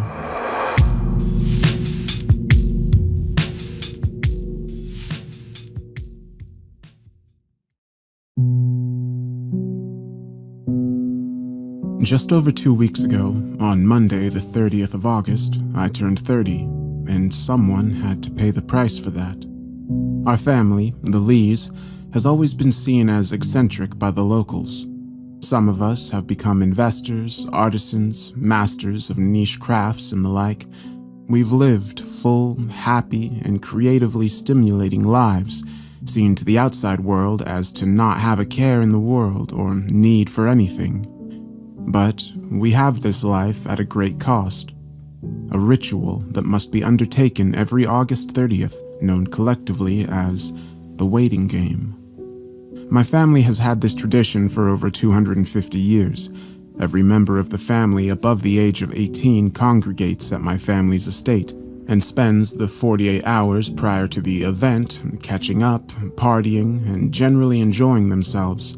They are, after all living on borrowed time. When the final hours tick down to the event, they detox, ensure they've slept well, done their business, and had plenty to hydrate. Because once the clock strikes midnight, they must all stay in one room until the clock again strikes midnight. The entire time, they must keep at least one other family member in eyeshot. No single member of the family must be unaccounted for. The parlor room is structured in such a way that we can see each other no matter where we are situated in the room. Each area is well lit, comfortable, and accommodating, which, when you deal with roughly 30 people, is a necessity. You have to understand, growing up in this environment had me thinking this was simply a normal tradition every family undertook. I saw no strangeness in spending my birthday away from my family members, that it was just bad luck my birthday fell on the tradition day. That, of course, would change after I turned 11. I remember the first time I learned of the waiting game. My mother was supposed to host my birthday party, but apologized and said she wouldn't be home in time for work. To that point in my life, Mom had always worked long hours to provide for us, and it was routine. I was crestfallen, but understood. She was an art curator and loved her job with an unbridled passion. She was my hero. The fact we shared a birthday only made our bond more special in my eyes. She was a best friend as well as my mom, and I don't know a lot of kids who can say that. I still remember the smell of lavender in her hair, and the way her eyes flickered, and the way she hugged me tight before saying goodbye. Never forget how special you are, Theo. The fact you are here is nothing short of a miracle, and that is worth celebrating. I love you. She kissed me on the forehead and promised us pizza when she got home to make up for it. I remember the babysitter waving her off as I got the house ready for my friends so we could play Nintendo and stay up late. But something in the pit of my stomach was uneasy, like I'd missed the step up on the stairs. When Mom didn't come home the following day, that feeling blossomed, sprouted wings, and flew into my heart, where it started breaking away at the fragile casing until it would shatter spectacularly. There was no funeral. The police seemed disinterested in finding her, and my family said very little about it to me, just that she'd gone away and that I'd understand when I was older. I was a day away from turning 18 when my great-uncle Thaddeus told me I had to come to the family estate for my birthday, that it was time. I remember being pissed because I had a date with my high school crush, but that was of little interest to him, and saying no wasn't a wise idea, so I gave in.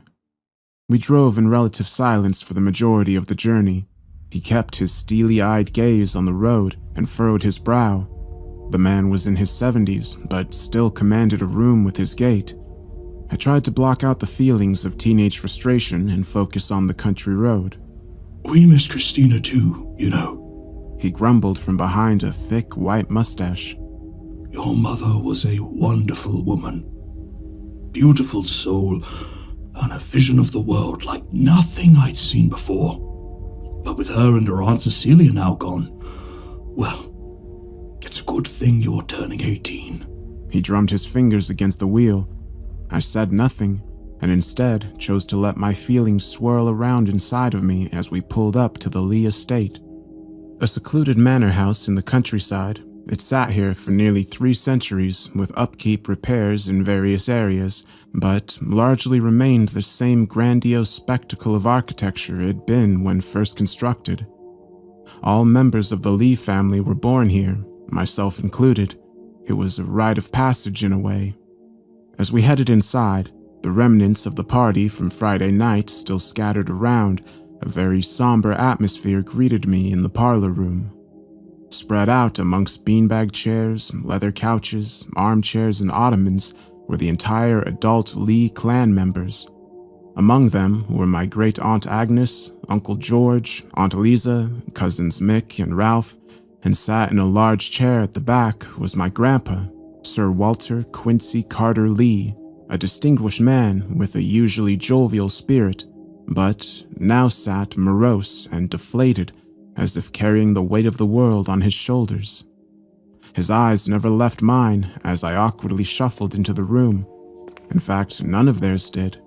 30 pairs of eyes fixated on me as I sat opposite Walter and gave him a half-hearted smile. Theodore, I'm sure you're wondering why you're here, and since you're a man now, I will not sugarcoat it.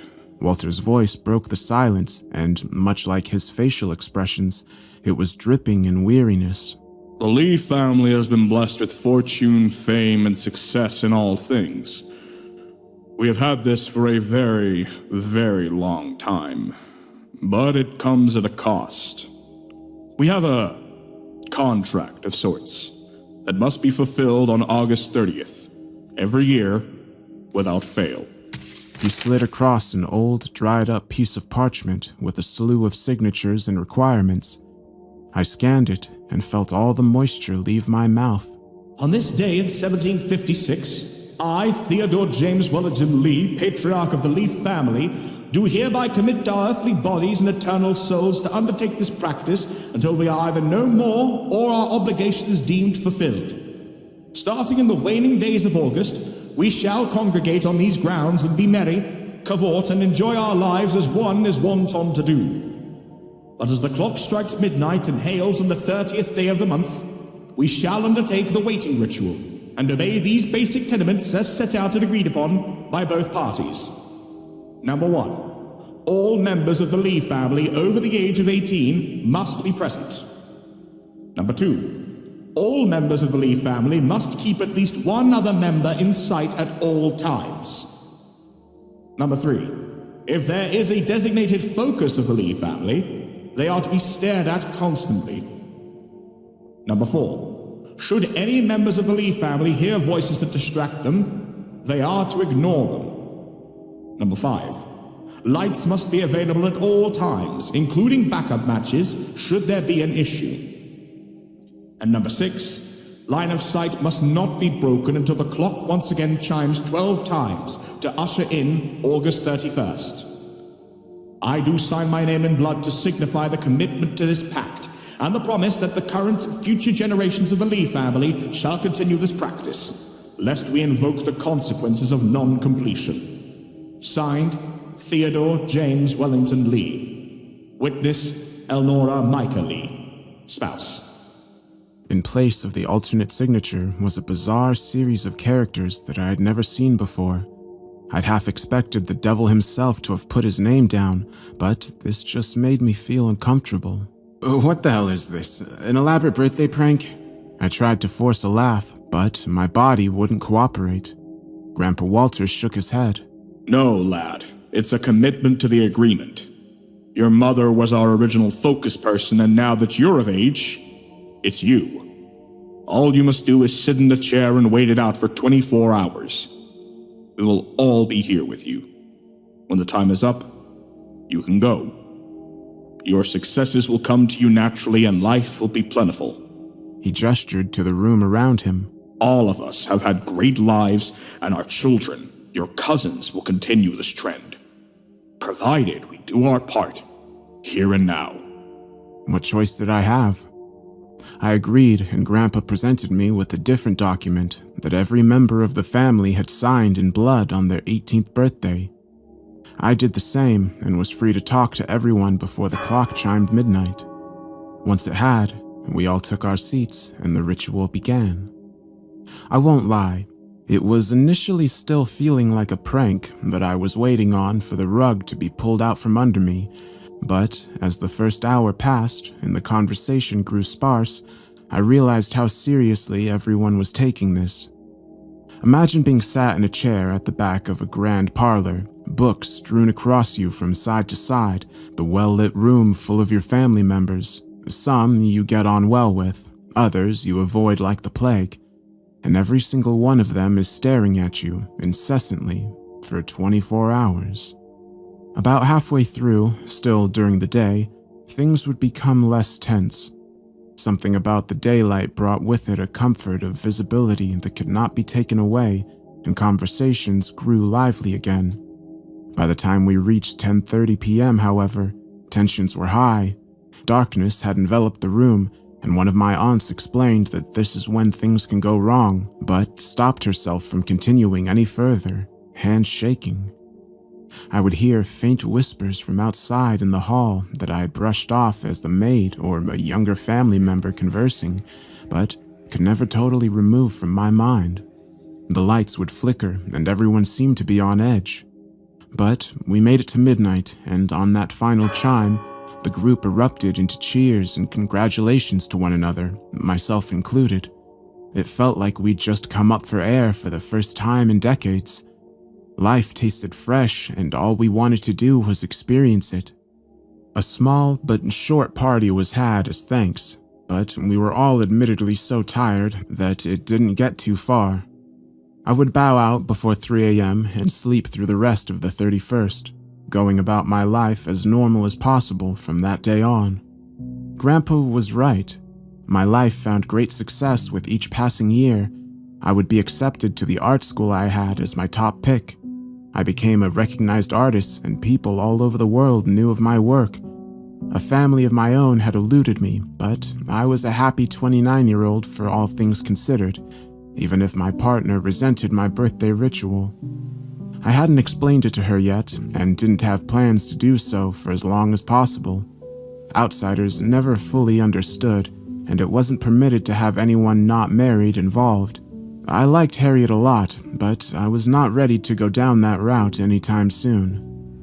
She gave me a defeated goodbye as I left. This was the second birthday of mine she'd gotten to be a part of, and it was clearly bothering her that she couldn't indulge me in the way she wanted. I told her we'd have all the time afterwards, but this did little to assuage her frustrations. You always keep secrets, Theo. I don't like it. She huffed, understandably frustrated at not being let in. How can we progress with our relationship if you keep me at arm's length? You've not even told me about your mother, and it's been nearly 2 years. I wish I knew myself, but that's just how it is. I shrugged. This was something that hurt, but I'd had many years to process. And if we ever get married, you'll learn all about what goes on, okay? The simple prospect of even mentioning marriage put a smile on her face, and she seemed to forget all about her frustrations. She kissed me and sent me off without a second thought. The Lee estate, by this point, was largely a mix of old and new members.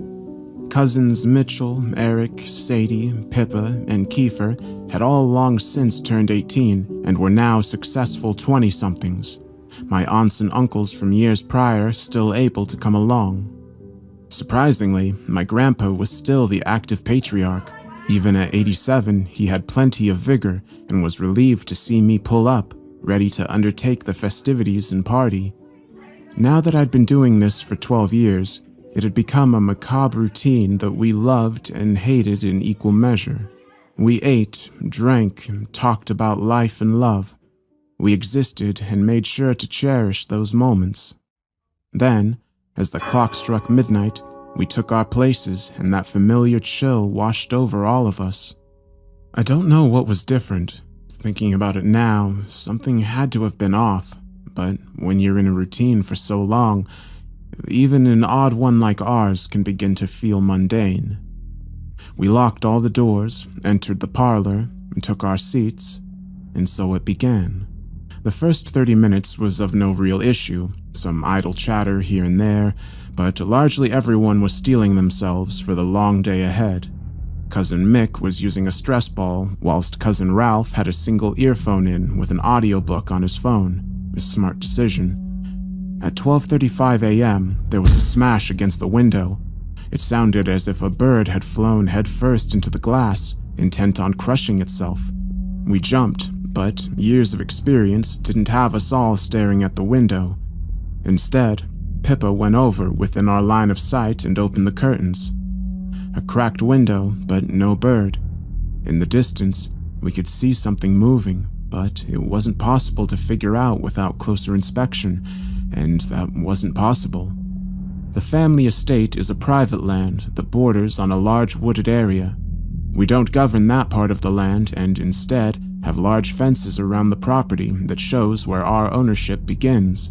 So why would anyone be willingly out there? Shit's weird, right?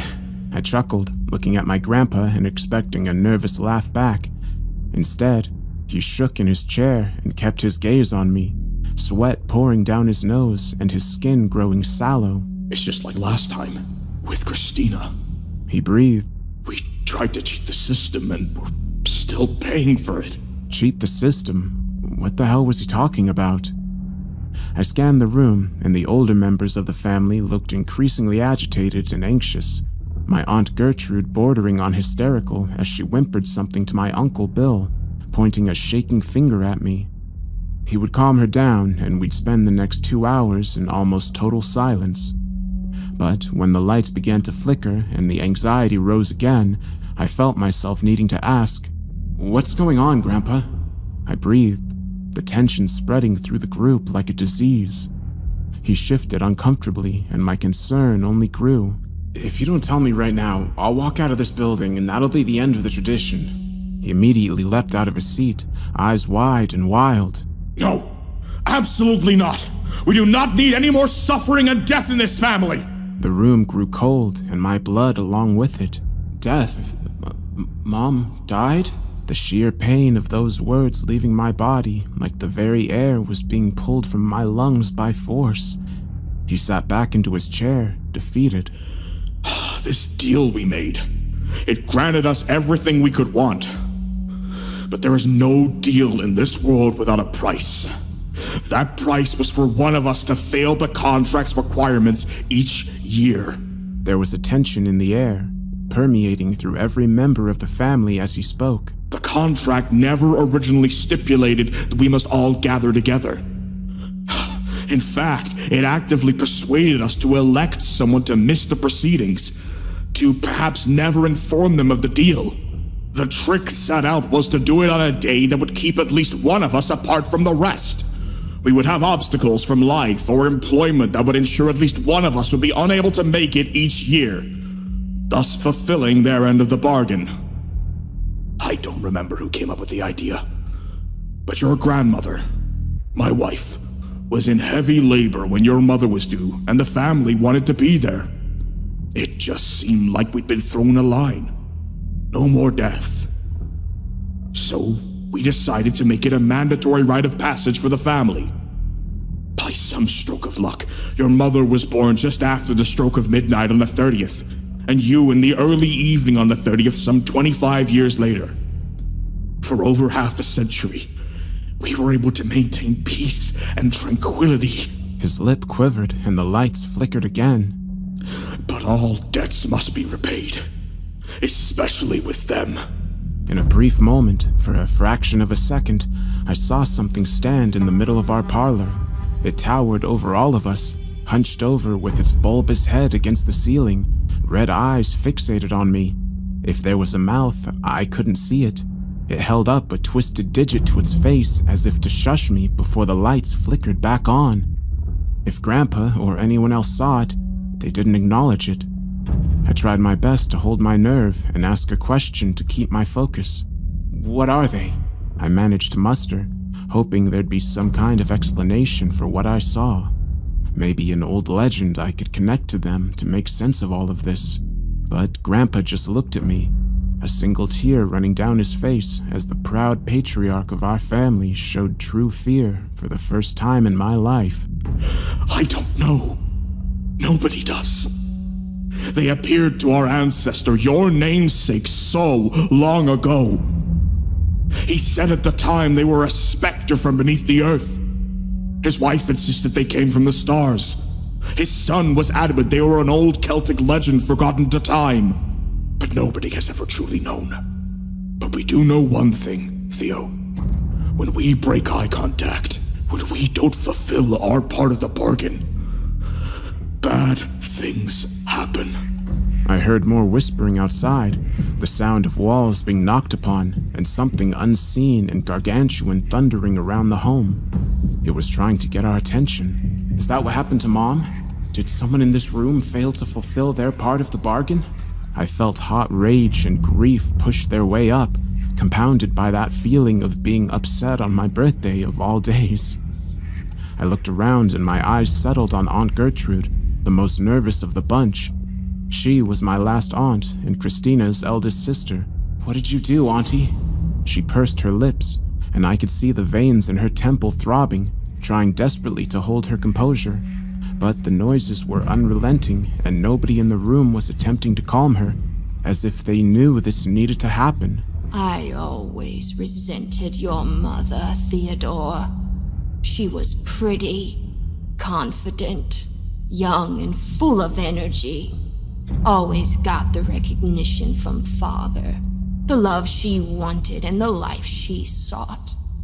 I was never satisfied with what I had, and I thought if she was gone, maybe that good fortune would shine on me. So I took some sleeping pills and passed out. The staring felt malicious, angry, full of spite, and a hint of regret. I don't have any ill will towards you, Theodore. But if it meant I could live the life I have now, I'd do it again. Bitch! Pippa and Sadie piped up from the sides. Both of them loved their Aunt Christina. All you knew, huh? Never told him? Were you even planning to? Kiefer spat on the floor in disgust. His family should fucking burn. I felt my head swell, a cocktail of emotions coupled with the unseen attempts to distract us. Grandpa took my shoulders in both hands and looked at me, the saddest smile I'd ever seen on a person's face. I let the smartest and most talented of my girls go because of tradition. Rest assured, I won't do it to you. We've seen enough death and enough loss in this family. Before your mother's birth, we would see 24 of our family taken in as many years. She stabilized us. You continued that. But keeping this from you was the wrong decision, especially at your age. He let go, backing up to the parlor door. So if you want to leave, to confront whatever takes us, to get your revenge on us, well, we won't stop you. The family murmured but didn't protest. Gertrude sobbed silently. How do I know it won't take me? My legs shook as I stood up. It was barely 3 a.m. by this point. We had so long to go. You don't. But that is part of you making the choice instead of us. Perhaps if you are the one to leave, it'll punish us instead. I stood there for a few minutes, deciding over my choices. How to respond to a family steeped in secrecy that would willingly send my mother and I to slaughter in order to keep proliferating. It turned out I wouldn't need to wait very long for a decision. The front door hadn't been properly locked, and Harriet came inside, blasting music and armed with a mobile strobe lighting machine. I'd told her that while we had a ritual, I'd focused instead on the partying aspect. She'd followed me here. The second she entered the house, pumping music and the lights shining through the room, they hit several of my family members in the face, breaking eye contact. And just like that, the pact was broken. I don't know if I can fully articulate what happened, but I felt a deep rumble beneath my feet. The air grew thick, and it felt as if time had slowed down. Something was stirring, and as I looked around at the family, I could see on their faces they knew it was coming for them. I looked at Grandpa, still smiling and nodding as the lights went out. I made a direct beeline out of the room with Harriet in hand, slamming the parlor door behind me and pushing my body weight against it. What the fuck is going on, Theo? She screamed, confused and distressed. You just killed us, all because you couldn't wait. You... I tried to find the words, to find the rage, but I was beyond that. I held her close, and we kept our heads down, hoping to make it through whatever hell was behind just a few inches of wood. I saw nothing, but I heard everything. A cacophony of shrill voices screaming, laughing, singing, and groaning in one torrent of suffering. Things were thrown around the room, possibly furniture, possibly a body. I sat against that door until daybreak this morning, when Cousin Pippa gently knocked against the door and told us to come in, that it didn't matter this year anymore. Opening the door, I saw carnage. The room was singed black from wall to wall. Most of the family were laying face down or cowering in the corner, completely unresponsive. As I scanned the room, wordless, full of anxiety and trepidation, I already knew who would be missing. Grandpa. No trace of him existed, as if he'd been wiped from existence. But, to my surprise, Gertrude had been taken too, a smear of blood next to her husband that ran across the length of the wall and ended in the corner. Her husband simply rocked back and forth, holding her green shawl. My attention was then drawn into the center of the room, to something I took with me to the car, something I have in front of me. Now that the full 24 hours have passed, and I have 364 days to decide on what to do next. The family went home, all of us fully understanding what had transpired. Harriet tried in vain to apologize to them, but each one treated her as if she was a ghost. After all, she wasn't part of the family, she wasn't part of the ritual, a part of the game. For all that I'd learned, I still didn't know what they were or where Mom and Grandpa had gone. I dropped Harriet off at home and made her swear to never talk about it. She was devastated, but understood. When she asked me what I intended to do, I simply shook my head. The contract had been amended, you see. Not that there's anything anyone here can do about it aside from listening. To know these things happen. The waiting ritual had been extended to 48 hours. All must attend. Graver consequences for those who don't. A simple note written in obsidian ink had been pinned to the top. Gertrude's signature crossed out and Harriet's name written in her place. A trade, a new debt, 2 more next year.